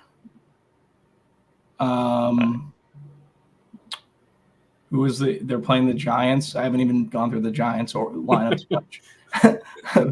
The Giants, I don't know, Tim, to break down the Giants. I have no. I would put the Giants probably Chick-fil-A, like not bottom of the barrel, but I actually don't mind Gavin Stone tonight. So Okay. I'd say Giants go Chick-fil-A. I would definitely put the Dodgers and In-N-Out Burger. All right. Reds Gal is telling us those are minor league call-ups. Yeah, Hurt UBC, 26 years old. I'm trying to get his stats, but for some reason I'm having an issue here with Fangraphs. His position Bobby, is are you doing any double punt pitching rosters in your 20 lineups where you go like Waka Ross? So not currently, but I'm starting to think about it because I like Detmers. I like Stone, like you said. It's just a matter of like these team totals aren't really – there's no team total over 5, right? So what bats are we paying up for? But the Braves and Dodgers are the lead. So I don't know. Right. Do you have a favorite individual batter too, Bobby? Or maybe you just want to turn that into a home run call? Mike Ford on the cheap side, homer. And for Atlanta, I'll go Olsen on the high end. I like that. It's from original. I wanted to try to get a cruise stack. Can we do that? Can we play both the cruises? Do we have multi-position eligibility for LA De La Cruz? No, he's just shortstop and shortstop only. FanDuel, you could do it, but on DK, you could not. Our board went away, but that's, I assume, because crunch time is coming here. Yeah, I just wanted to give a little, just wrap the whole thing up. 2 teams up top in In-N-Out Burger, Atlanta and the Dodgers. And again, it's really, really condensed as far as the middle. Crunchwrap Supreme, second tier. Boston, Tampa, Milwaukee, the Yankees, Cleveland in the middle. Could go either way. Wendy's, Spicy Chicken Sandwich, Pittsburgh, the Twins, Texas, Houston, the A's, Cincinnati, Arizona, Chick-fil-A, Spicy Chicken Sandwich, the Cubbies, the Angels, the Giants, and all the way down at the bottom, hanging out with Big Mac. Well, that makes sense with St. Louis because they got Big Mac land in their ballpark. Is that still a thing? I'm not sure. They used to. St. Louis and Colorado. Tim, give me some taters. Give some taters to the people. I just bet one tater. That's Jose Ramirez plus 460. You get that on FanDuel. That's a pretty good number. Tim, what are we most afraid of not having? You have one lineup, so you're not going to be able to get everything you want. What are you most afraid of not having? Probably exposure to the Dodgers. It's going to be hard for me to really get any of them. I'm seeing a lot of like lineups in Sims that have double punt pitching with Dodger stacks, which I kind of like, but I can't see myself not playing Cease. So I'll have to forego those types of lineups. Being told in chat that Big Mac Land is still a thing there in St. Louis with the greatest fans in the world. Bobby, crunch time coming in just a second, but I want to get your thought on that as well. Is there one thing you're going to be well over the field on and one thing you're going to be well under the field on? And maybe you're a little bit concerned that that's the one thing that might beat you. I'm concerned I'm not going to end up getting enough Detmers and over the field, probably Atlanta and the Dodgers bats.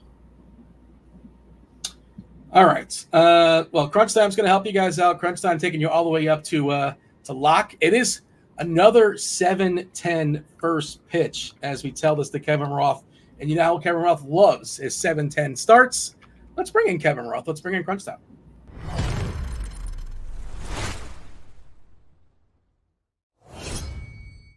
Ugh. I see the look on your face, Roth. You just want to talk about basketball anyway. You don't want to talk any baseball. You just want to talk about basketball the next 50 minutes. And if we look at you can confirm this?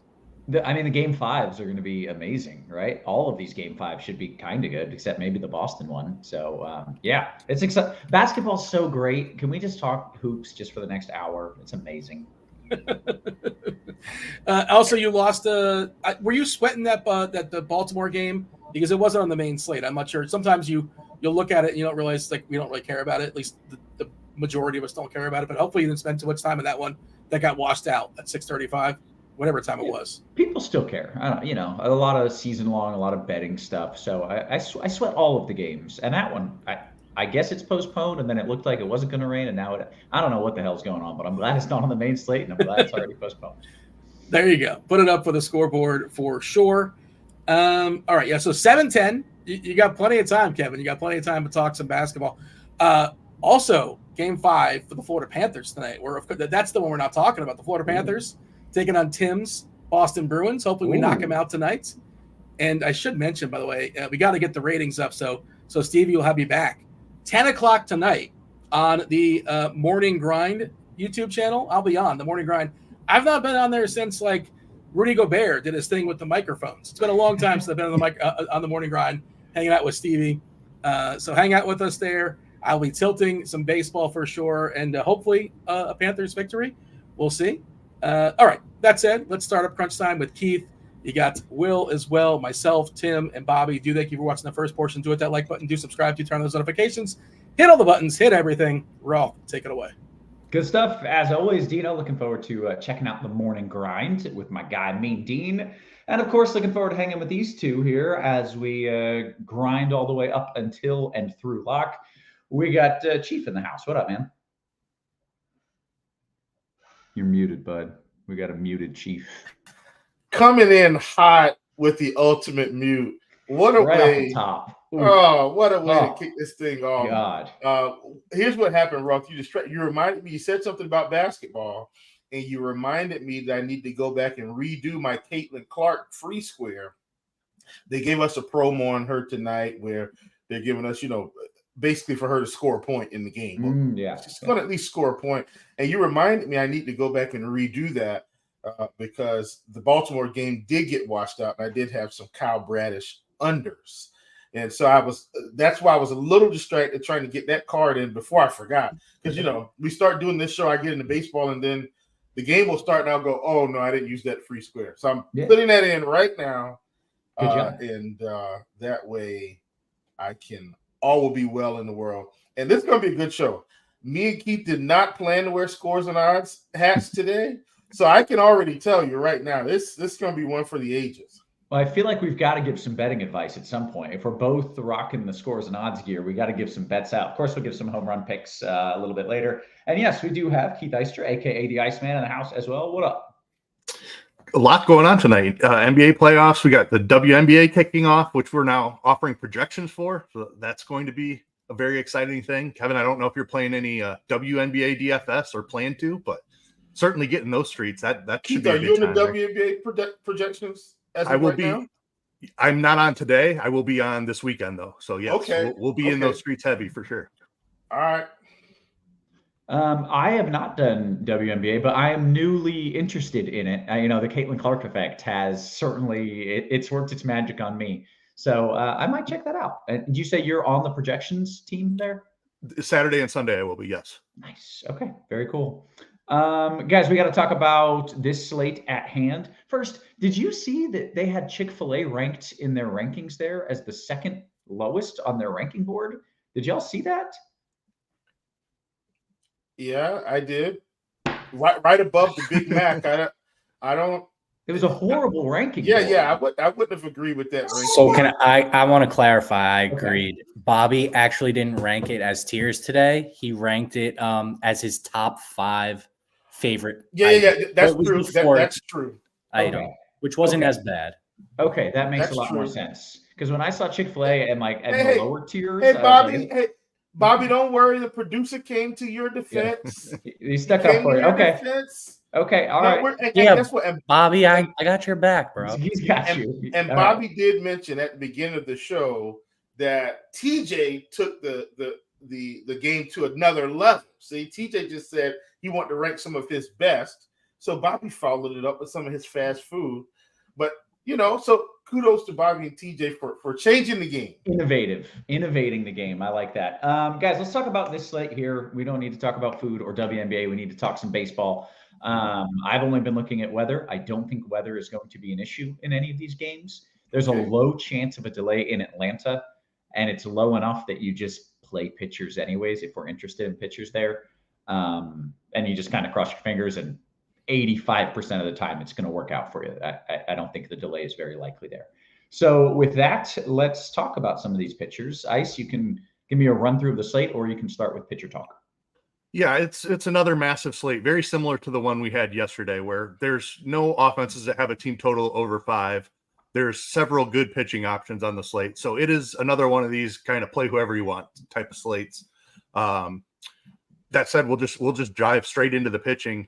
We have one very obvious option all the way up at the top. Dylan Cease has an awesome matchup against the Colorado Rockies on the road. They're obviously they're a poor offense in any regard, but when they're away from Coors, they're even worse. Cease has been much better this season. Strikeouts back up over 30%. Walks back down to like 9%. So he's looking really good. He's coming off a 12 strikeout performance in his last one. He has one of the longest leashes in baseball. Dylan Cease is in a tier of his own at the top of the pitching ranks today. Then I think you have a couple really strong options in the next tier down. Chris Sale looks really good. His strikeout rate is also back up over 30%. He's in that Atlanta game. So very small chance of some weather there, but like Kevin said, I think you just play it. You're shooting for the strikeout upside there. Sonny Gray looks pretty good to me. He's been outstanding this year outside of one hiccup his last time out. He gets a good matchup against the Angels today, who we know are without Mike Trout. That Angels lineup is pretty weak here these days. Logan Gilbert has been another solid pitcher this year. You get a little bit of a discount down from Gray and Sale on him. Not as good of a matchup for him against Kansas City. They're right around league average as an offense. They don't strike out a ton, but Gilbert has a long leash. He has a potential to throw upwards of 100 pitches. Strikeout rate has been well above average for him this year, around 27%. So Gilbert looks good to me. Ronel Blanco, I think, is the pivot in that range. I think he comes in quite a bit lower than the other three from an ownership perspective. He has a matchup against the A's, who strike out a ton. Blanco doesn't have quite the strikeout rate of the other three guys, but due to his matchup, I think you can put him next to those guys or at least use him as a deep tournament pivot. Going down in the salary a little bit, Reed Detmers is a guy that I have a lot of interest in. This Cardinals offense has just been atrocious this season. Detmers above average in the strikeouts, around 26%. Looks like a solid option there. Michael Wacha, even cheaper, looks pretty good. He has a matchup against the Mariners, who we've loved picking on all season long, the highest strikeout rate in baseball from the Mariners. So Wacha is in play. And then the cheapest I would go would be Joe Ross against the Pirates. there's nothing really good to say about him other than the Pirates aren't an elite level offense by any means, and he's really cheap. It's a roster construction type of play. DKSP2 only is the only place I would roster him. I think I would even throw Waka into that.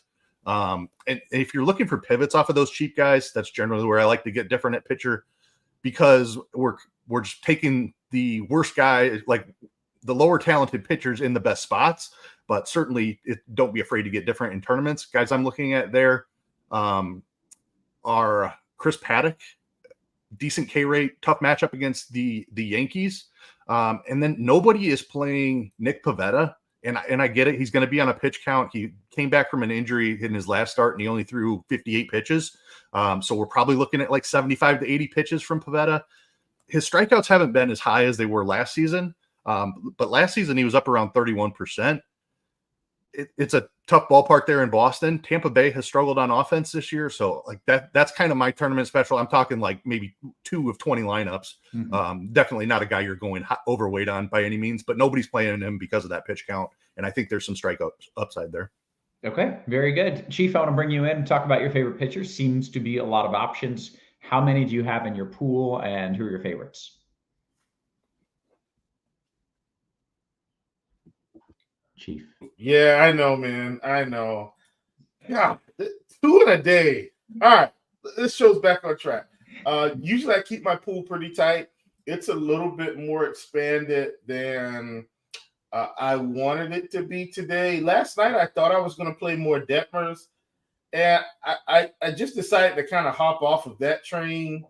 I just feel like we have too many guarantees for me to have to experiment today, if that makes any sense. Like I think we've got enough guys that I trust to be okay. Now, with all that being said, I ended up with 1, 2, 3, 4, 5, 6, 7, 8 pitchers in my pool.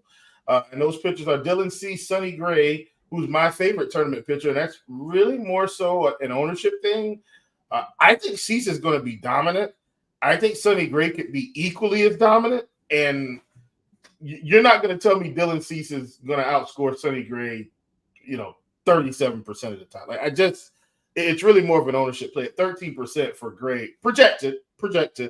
I think that's a little bit too low for what I consider to be about as close to equal of a spot as he's going to get at these 2 price points. So at 10.5, he's my favorite tournament play.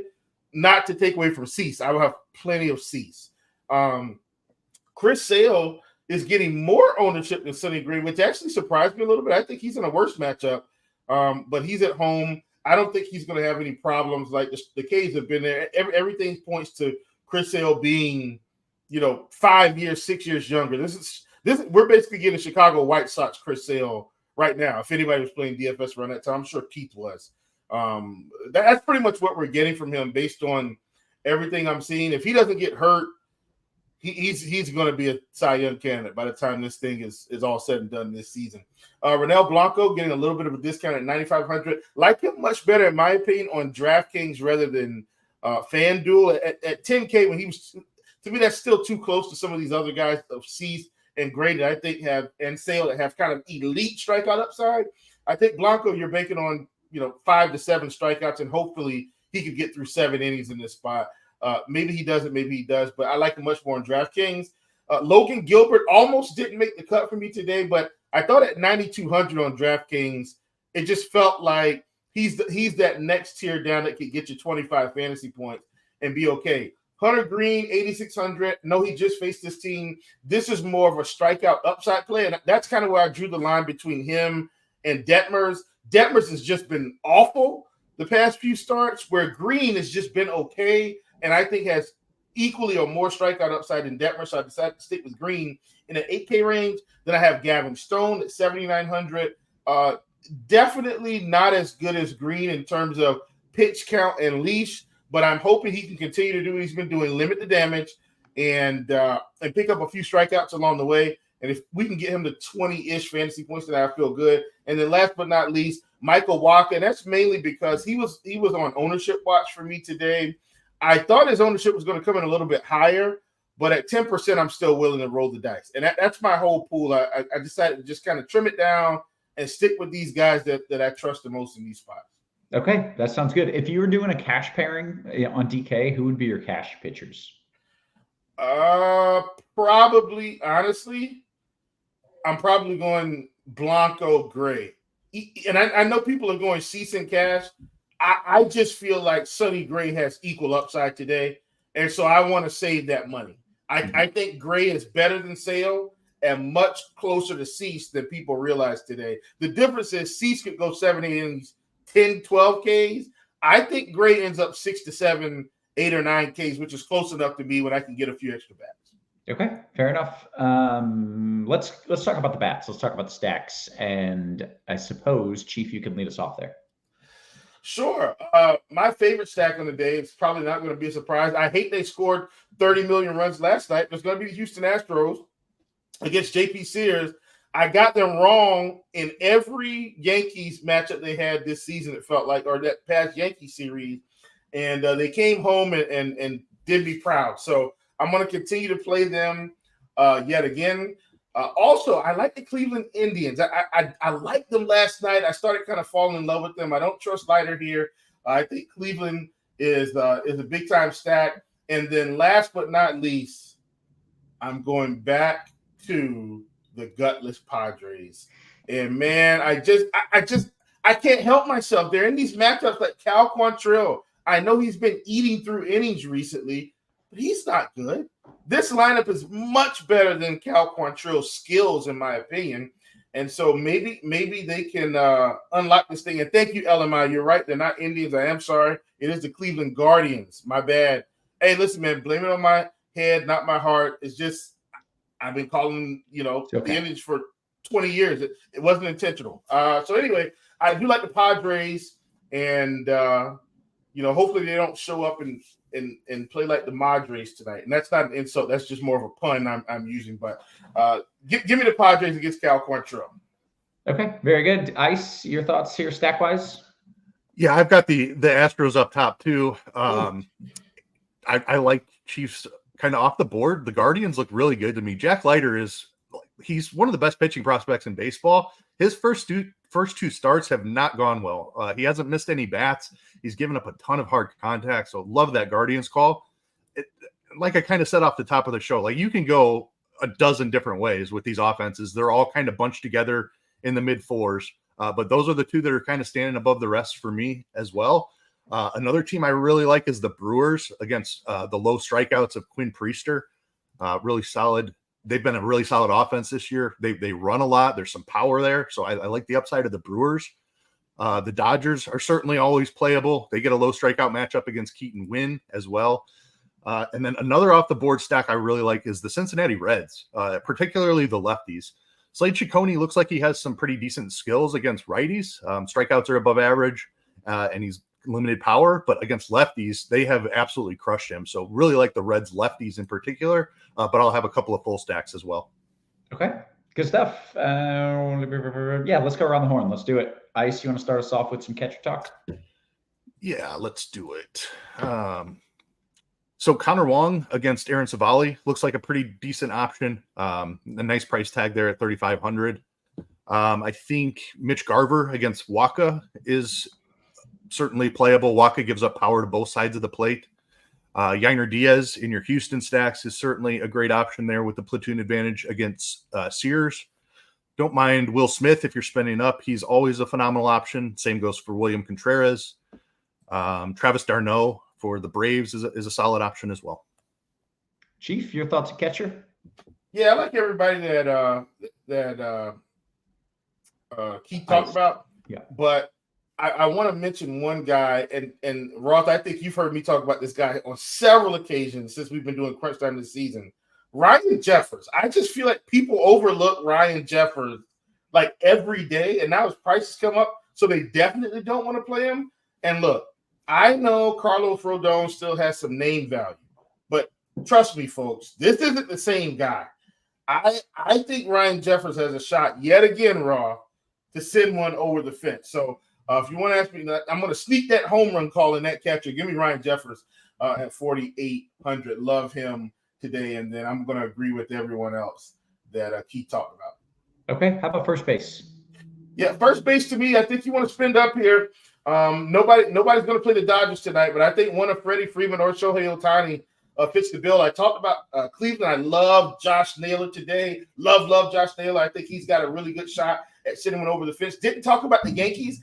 Anthony Rizzo getting close, I think, to being back. Give me him at 4,600. Not getting him at 3,900 anymore, where we were. And then even at the bottom of this lineup, or not bottom, middle of the lineup, excuse me, we mentioned Milwaukee. Give me Jake Bauers. K-rate's up, but Quinn Priester, I wrote this up today in terms of why I'm taking him under pitching outs, if you want that, taking him under 50.5. Quinn Priester has a 5% K-rate to left-handed hitters this season so far. That's just raw.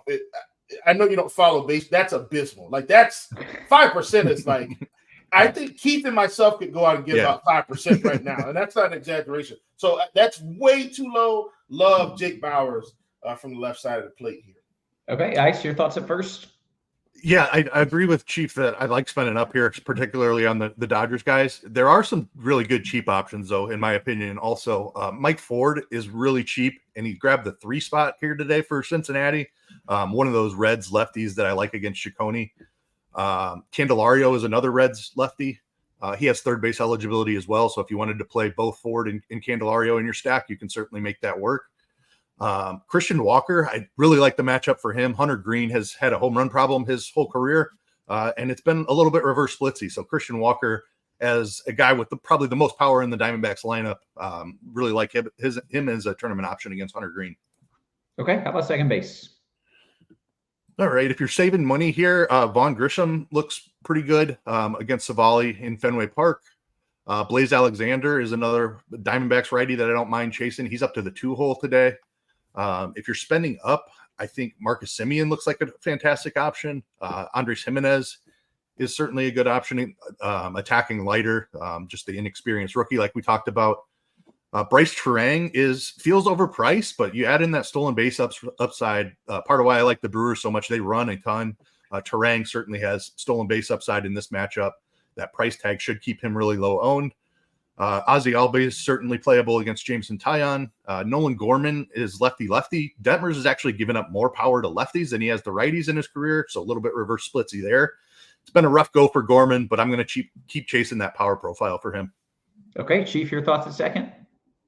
Yeah, and love Jose Altuve today, and I know he's up there, but once again, when I got my favorite stacks, man, I'm just going to play these guys and find ways to get them in. Andres Jimenez, another one of the stacks that I like out there.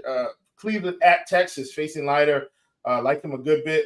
You know, Keith talked about Bryce Terang. I mean, listen, man, he's leading off, and he's got tons of run protection behind him. I mean, tons. Like, he's leading off, and then he's going to get Yelich. He's going to get some of these other guys. So, Keith talked about the fact that he will run if he can, and I think he's got tons of upside today, Keith. I think he could walk, hit a single, and steal 2 bases and at least come home once. Like, that's going to give you everything you need. So really like him. I don't typically play this guy. I think Xander Bogaerts is also sneaky today against Cal Quantrill at 4K in the 6-hole. He's going to have some guys ahead of him that I think he can drive home. So those are a couple of my favorites today. Okay, how about third base? Yeah, third base, Jose Ram, top of the board, 6K, going to be playing him today. I want to mention Rafael Devers, and obviously you can play Muncy. I want to mention Devers, though. Keith, something's going on with Aaron Savali. I don't know, like something's going wrong here these past few starts. And as we mentioned on the morning grind, I took note. These were bad teams. Now, I'm not saying Boston is good, but he's going to face so many lefties. Devers is definitely a good lefty. So he's one of my favorites today, kind of off the board. I'm not really stacking Boston, but in terms of just third base one-offs, love Devers here. And then I don't hate Paredes facing Pivetta. Like, he's been one of the better bats for Toronto. And this is more of a tournament play, Roth. Like, you're not stacking Tampa Bay, but I think a one-off Paredes is sneaky. He's got enough power to send one over the Green Monster today. Okay, Ice, your thoughts at third? Yeah, the spend up options here look phenomenal. I'm totally with Chief on Jose Ramirez and Rafael Devers. I think they're two of the top options on the entire slate. Max Muncy looks phenomenal. Manny Machado looks phenomenal. So spending up here is going to be my preference. If I was looking down a little bit, Christopher Morel as a tournament one-off against Sale, I don't mind. Alex Bregman looks like he's showing signs of life finally. Homered twice yesterday. Certainly don't mind going right back to him. Okay, how about short? Ellie De La Cruz is my favorite bat on the entire slate. Love this matchup for him against Slade Ciccone. He is hitting for like a 330 ISO against righties this season. He's leading the majors in stolen bases with 25. Like Ellie De La Cruz is just doing all of the things. Love this spot for him. Bobby Witt Jr. and Mookie Betts are also phenomenal, as is Corey Seager. Another position where I think you're trying to get up to the top here. All four of those guys, excellent options. In the mid-range, O'Neal Cruz and Jeremy Pena are the guys that are standing out. But like I said, I'm trying to get up to those top four as much as possible. Okay, Chief, some De La Cruz. Yeah, love De La Cruz. I'm going to stick with what Keith said. He's just doing all of the things. That should tell you all you need to know about EDLC. Little nickname there that I gave him personally just now. Oh, live just you. On wow, I never just heard that me. before. EDLC. Yeah, exactly, right? Jeremy Pena, wanted to highlight him. Yes, he's part of the Houston stack, but also the power's there. Low strikeouts, Roth. Like, when I'm picking bets, I want, and me and Keith had this discussion last time, I want low strikeouts, power, walks, and upside. And, like, he's got it, man, and he's 4,200. Batting cleanup tonight. Obviously doing that because they've moved Bregman down the order, but still, batting in a 4-hole, batting cleanup. Love him tonight. And then last but not least, the guy I'm going to mention, I talked about Carlos Rodon. I talked about Jeffers. Give me Carlos Correa, 4K. Sneakily kind of in this mid-range at shortstop. I think he's got a shot to send one out of the park as well against Carlos Rodon, who's really not getting swings and misses like it looks like on the surface. Okay, how about outfield? Oh, plethora of options. I think what I'm going to try to do here, I'm going to leave most of the top guys to Keith. I'm going to try to go down this mid-range. I love Michael Walker tonight. Don't get me wrong. But I want to mention Josh Rojas because you can get him on the outfield at 4,300. Low strikeout, really nice power. And Michael Walker is not a guy that's going to blow the ball by people. I don't think he strikes out Rojas one time tonight. Now, after Rojas, Roth, he probably gets 10 strikeouts. Exaggerated, probably 5 or 6. But I don't think he gets Rojas at all. And Rojas has got tremendous upside. So I like him as well.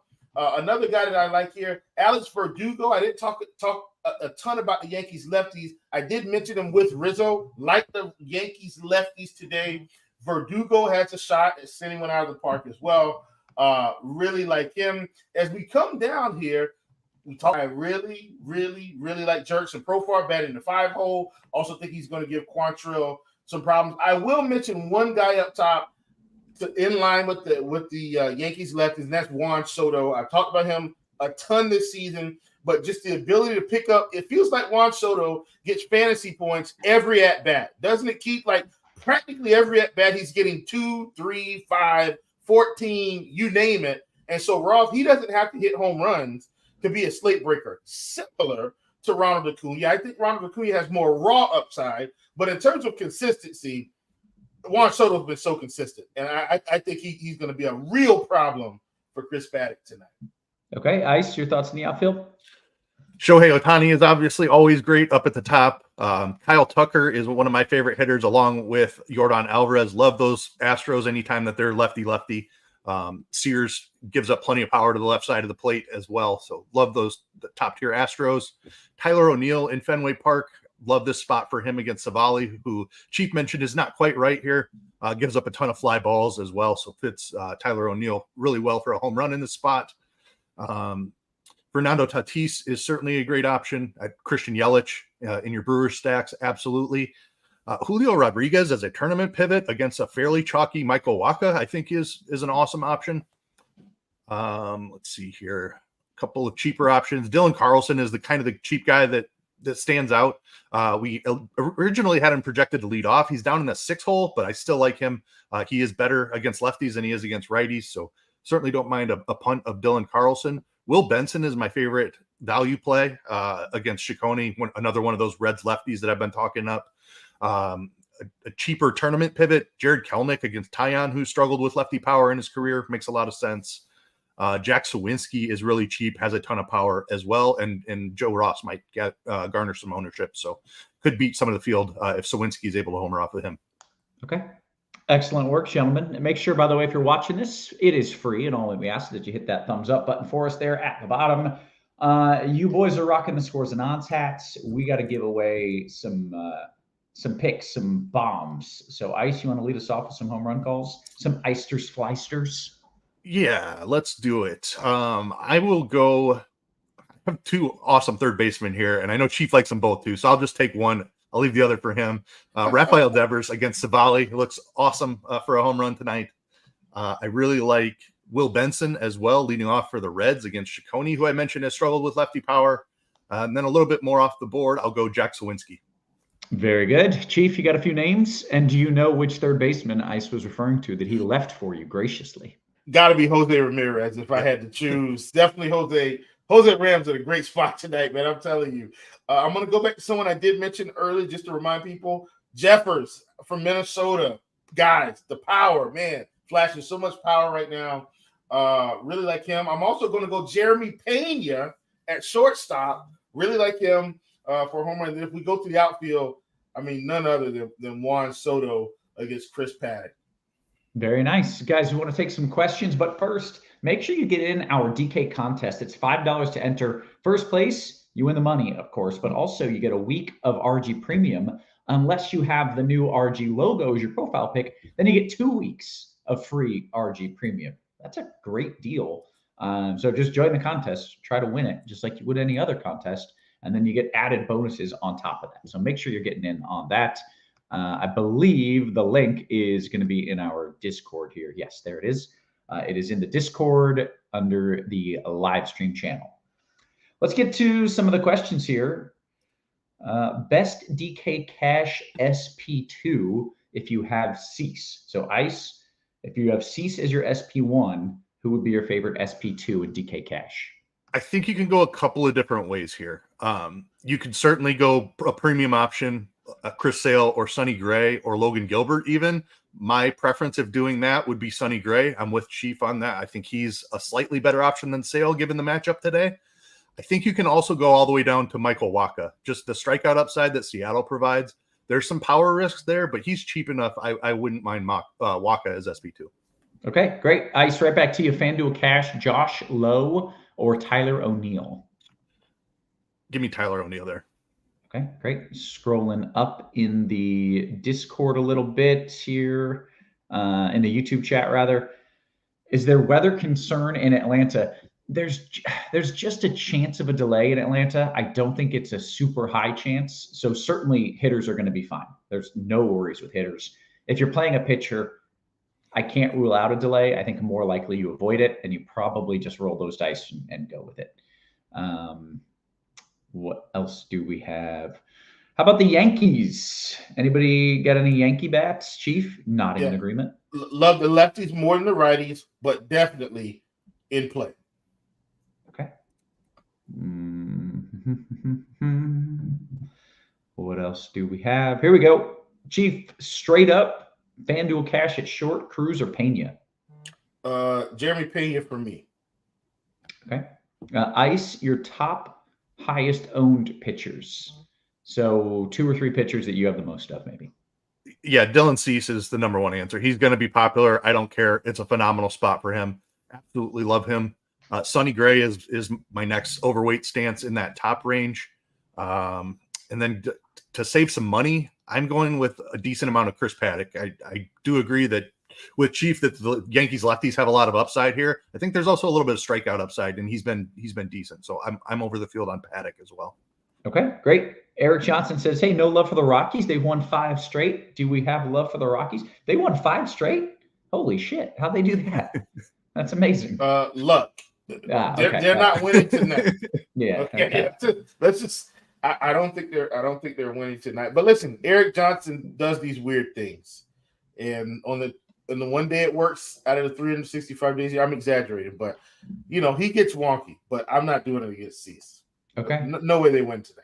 Okay. Ice, you have no Rockies? No Rockies, or at least me. no Rocky stacks. Yeah. No. All right. Let's see what else we've got. Chief, DKGPP.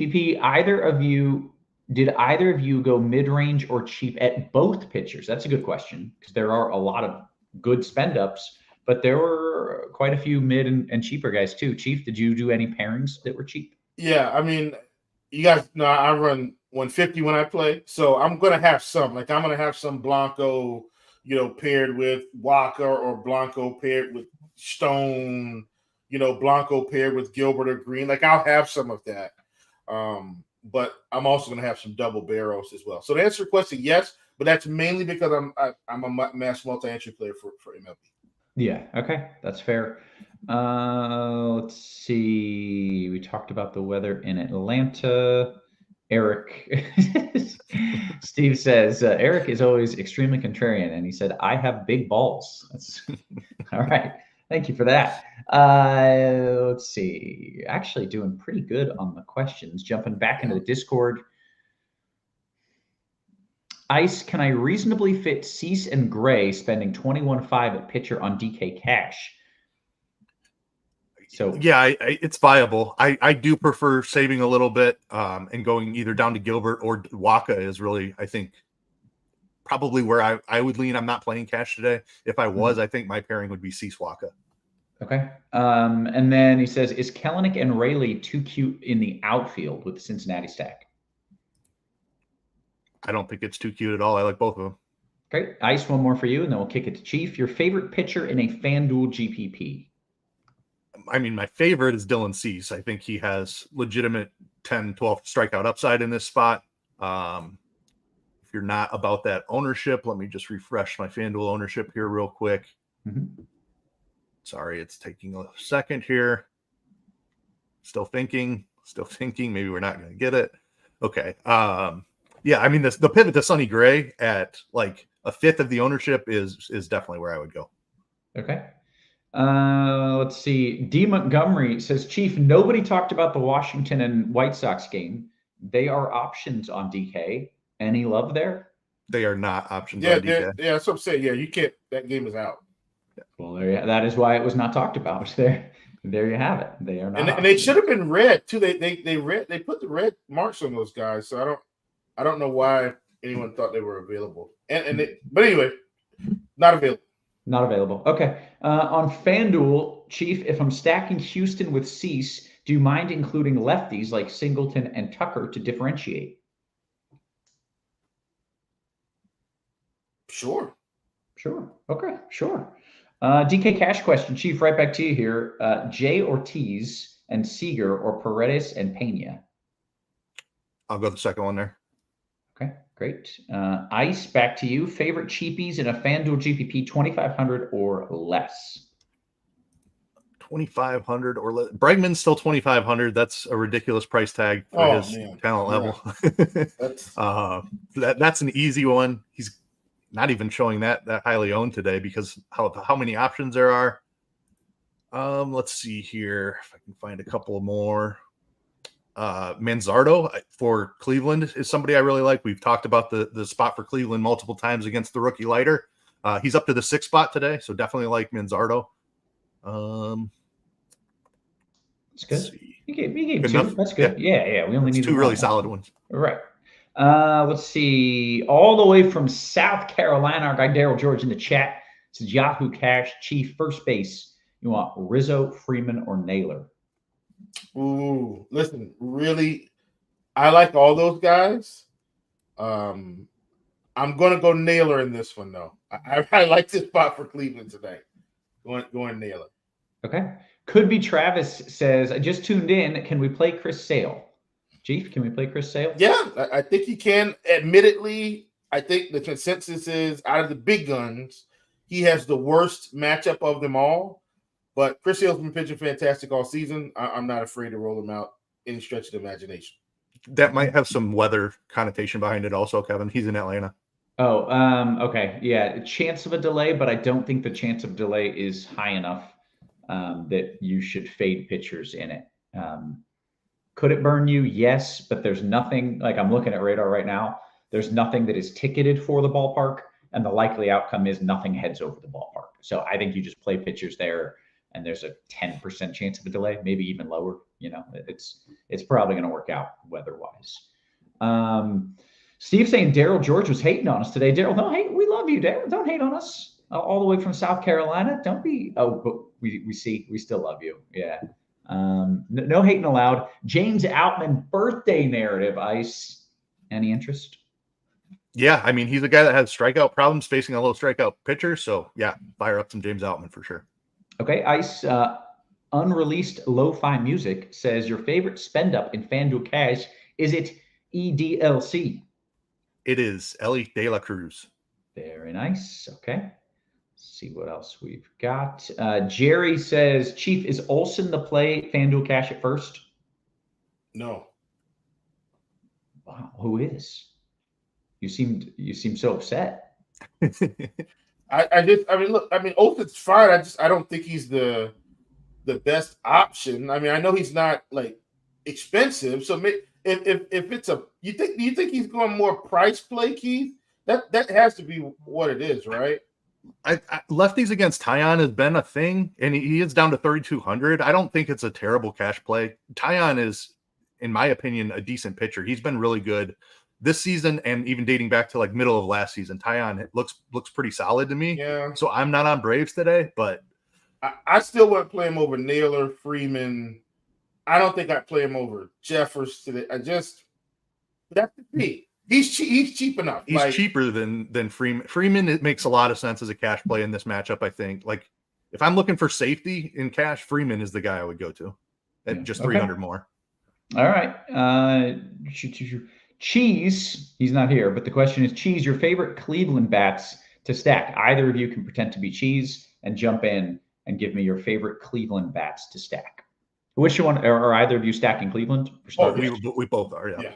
Okay. Ice, you want to give some of your favorite bats? Jose Ramirez is the obvious one that I think you want to get in there. Josh Naylor looks like a phenomenal option. Jimenez is expensive on DraftKings, but he's cheap on FanDuel. So do with that what you will. He'll be higher owned on FanDuel, but the price tag is easier to fit in. I love Manzardo, the rookie for them, getting a bump in the order today. And then Esteban Florio is a guy who's shown a little bit of pop this season. So he would be my final inclusion there. Great. Okay. Chief, over to you here. Better to pay up for Gray. This is FanDuel single entry. Better to pay up for Gray or pay down for Waka and get some bats? Pay up for Gray. Don't cheat yourself on FanDuel tonight. I don't think. And I think that's something we didn't really talk about. I'm not as into Waka on FanDuel as I am on DraftKings. Like FanDuel, I mostly want to stick with these top guys. I totally agree with that also. Okay, great. Kevin, does RG do WNBA DFS articles too? We do projections, and I feel like someone answered this somewhere at the start of the show. I don't believe that we are doing any other content outside of projections. There will be like props and pick'em articles and tools on the site, and there will be projections in lineup HQ, but I think that is the extent of it. I did write up a spread that I like today for what it's worth for WNBA. Spill the beans. Well, I think the champs are getting a little bit too much respect. They're at minus 16.5 today. We're getting the Mercury at plus 16.5 raw. And for those of you that don't know, like Kalia Copper went over to the Mercury, which is absolutely going to help bolster their offense, and it's totally going to help their defense. The Aces are amazing. Don't get me wrong, Rob. They're amazing. But I think plus 16.5 is a little bit too much opening night when I know the Mercury have drastically improved. I think that's too many points. It sounds to me like somebody needs to be doing WNBA articles. It seems like somebody here on this panel knows their stuff. Good stuff, man. Let's see. Marcos says, Daryl says, no hating allowed on RotoGrinders. Thank you, Daryl. We appreciate that. Marcos says, together, Ice, Detmers and Waka, is that a better cash or GPP pairing? I don't like spending down twice today at pitcher. I think one of Cease, Gray, Gilbert, Sale are going off for a big performance, and I'm trying to get at least one of those guys in most of my lineups, if not all. and I mean, you're kind of fighting that upside even in a cash game too. So it's not a direction that I'm going today personally. Okay, great. Lo-fi music pointing out that there's a tournament up 5K up top to first place in a That's actually the WNBA. second tournament. There was one, I think, with 10K up top or 20. Already. Yeah, and they Nice. That's great. And they have a no sweat bet on any WNBA bet today. These are all good tips. I did not know this. Let's see what else we got here. Chief, thoughts on a Kansas City mini stack in a DK GPP? Man, I decided to pass on Kansas City today. And I've stacked them probably more than anybody, Roth, but so many teams, so many other guys I can get to. So I decided to not take that route today. Okay, that's fair. Chief, right back to you here from Beaner. You want Profar and Santana or Raleigh in FanDuel GPP? I can't say that damn name. I'm assuming they're talking about Santana from Minnesota. I'm assuming they're talking about it's like a Cardinals. 2v1. I don't really understand that question. Maybe just pick one of these dudes: Profar, Santana, or Raleigh. Profar. Okay. This is an interesting question. You don't have to answer it if you don't feel comfortable doing so. But Jay Sam says, can you share what your favorite contest to play is? He specifically asked FanDuel, but if it's on DK, you can share that. But if it's like $30,000 and you don't want to talk about how you max enter $30,000, then you don't have to. Chief, do you have a favorite contest?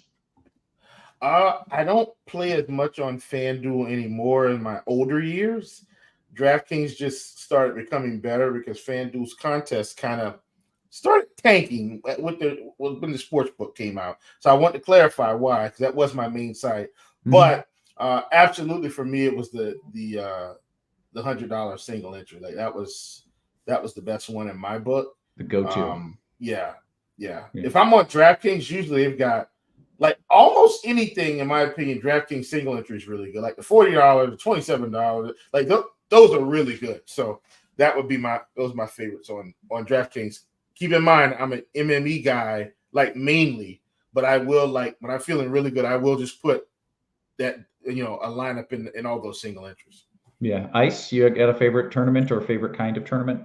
Yeah, I'm strictly DK for baseball also, because I feel like identifying that second starting pitcher is an edge that I have. Mm-hmm. So that's why I prefer DK to FanDuel. The prize pools are a little bit better as well, but I totally agree with what Chief said about the single entries. The 121 and the 40 are both excellent contests.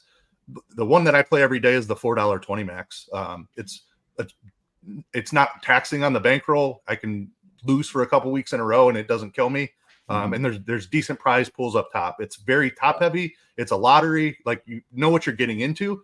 Like, make sure you're unique in that contest. But as far as just chasing a bigger prize, I love throwing it in that $4.20 max. Very nice. Good answer. Last one. Do we have any more questions? Well, I guess we hit lock now, but no, we didn't. Apparently, lock is. Oh yeah, you're right. You're right, Roth. But that's fine. We're not like in any immediate rush. What's up? Okay, if your bankroll, because everybody can't play the 40 or like if you want to get into MME, don't start in like the $5. Okay, don't do it. You're gonna go crazy. Yeah. Start in the mini max. DraftKings has been doing a $3 mini max, and they've still been kind of running the 50-cent mini max. Sometimes they have a $1. But my point is, like, start there and get a feel for it. Use the sims, use line of big, whatever gets you comfortable. Start there if you really want to get into MME.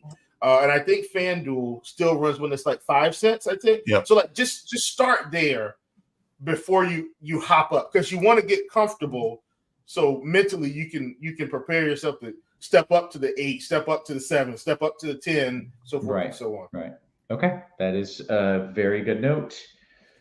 Got a few more questions and only a few more minutes until we hit lock. We've got a question from Sherman's Tanks. Chief, FanDuel cash question: Seager and Helio Ramos or Olsen Jankowski?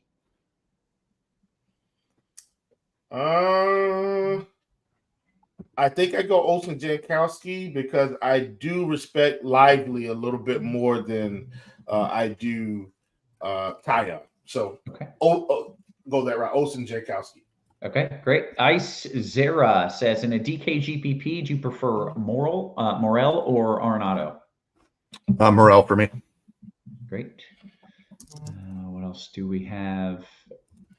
Who do you think wins these game 5s tonight? I always enjoy your hoops take. Boy, we got the Knicks Pacers are on tonight, right? Yeah. Yep. Coming on at 8. God, that offense looks so bad. They're so cooked. But like, I'm saying, I want the Knicks to win. I just don't know if I don't know if they have enough. I don't know if they have enough. Give me the Pacers, sadly, somehow winning. Sorry. It's not what I want to tell you, Steve. I'm sorry. And then I don't even know what the other game is. Are the T-Wolves cooked? That's what they asked. Oh, yeah. The T-Wolves, yeah, they're done. Roth, I don't think they're cooked. I don't think they're cooked, man. I mean, that series might go longer. Like, it might go 7, but they ain't winning. Like, that's the bottom line. They ain't winning that series. What else do we got here? Alan says, Ice, Adames, and Duran, or O'Neal and Rafaela? Second one for me. Okay, great. Okay, we've done it. Just about gotten to all the questions. Less than 2 minutes until lock. Make sure you hit us with a thumbs up. By the way, I could get in big trouble because I don't even think I talked about all the great deals that are going on right now with RotoGrinders, which you absolutely should be partaking in. No, it's me. Let me sign into my account so I can read the email. Yep. Hey, did you know there's never been a better time to sign up for RotoGrinders Premium? Whatever level you're looking for, 6-month combo subscription, exclusive price for $69.99. Saves you $250 as opposed to 6 individual months. You can also get your first month of RG Premium for $40 off for limited time. And if you want a test run, a 3-day pass is $19.99. And we've got a tournament going on. And if you come first place, you get at least 1 week of free premium, if not 2 weeks, if you've got the RG logo. So make sure you are doing all of those things. With that, let's see. Nico Horner's been scratched. Oh, according to our friend Tim. Okay. Is that noteworthy?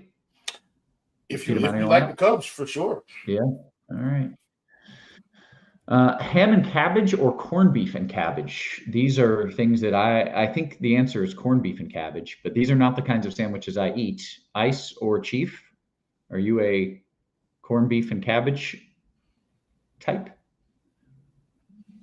Not especially one of my favorites. I've never had it with ham, but I think I'd go corned beef and cabbage of those two. I think that's the move. Chief, is this up your alley or no? Are they talking about a sandwich or are they talking about soul food? Oh, I don't know. Those aren't sandwiches, Derek says. Those. So okay. All right. Okay, those aren't sandwiches. Yeah, so probably ham and cabbage for me. Have you had cabbage before, Roth? Yeah. So I come from a very limited food background, and one time I was having my weather friends over in weather school, and we were doing tacos, and I was cooking. It's the first time I had ever cooked. This is in grad school. And so I made these tacos, and I got ahead of, I guess what lettuce, but nope, turns out it was cabbage. I put cabbage on everyone's tacos, and I did not know the difference between lettuce and cabbage. So yes, I've had cabbage once in my tacos. Okay. Accidentally. All right. Gotcha. Yeah. Cabbage is good, man. I here down south, Roth, we stew collard greens and cabbage and spinach, stuff like that. Yeah. And but listen, man, the flavors in there. You come down south, you're gonna get a smorgasbord of seasonings goes into the stewed vegetables, Roth. Yeah. And not only do a smorgasbord of seasonings go in there, a meat's going to go in there as well. So like we'll put ham into the cabbage or a bacon into the cabbage, a sausage, and it enriches that flavor. See? Okay. Anyway, so I'm not going to get into it, but listen, and my wife, she makes some cabbage. Okay. Ooh, buddy. All right. Okay. All right. Now I'm on board. Just take a minute to brag on her. I'm sorry to hold you, Roth. I know we had this stupid 7-10, but listen, man. My wife made some of the greatest, and I mean the greatest, homemade lasagna on yesterday. My goodness. Layers of meat, cheese, lasagna noodles. Just This is amazing. Yeah, I'm happy for you, man. impeccable. And then Roth, and you know the thing about lasagna, you get it the first day, it's really good. It You just get it the second day, it oh just my gets God, better. you're Those taller. flavors are just Yeah. man. Those- Incredible. Shout out to amazing. my wife for making like the best lasagna. All right. My wife made ribs by putting them in the crock pot, and that was it. There was no seasoning. She just took a rack of ribs and just put it in a crock pot for like Okay. 4 hours. It was not, yeah. So I'm glad that you got Did something. you enrich it with some sauce? Eventually, there was some sauce. It was not her finest work. Not on the level of your oven ribs, huh? No, it was not on the level of my oven ribs. All right, we're gonna bounce on out of here, guys. So for Chief, for Ice, for our wonderful production crew, always working hard behind the scenes, guys, we appreciate you. We love you, and we will catch you tomorrow. You have been crushed.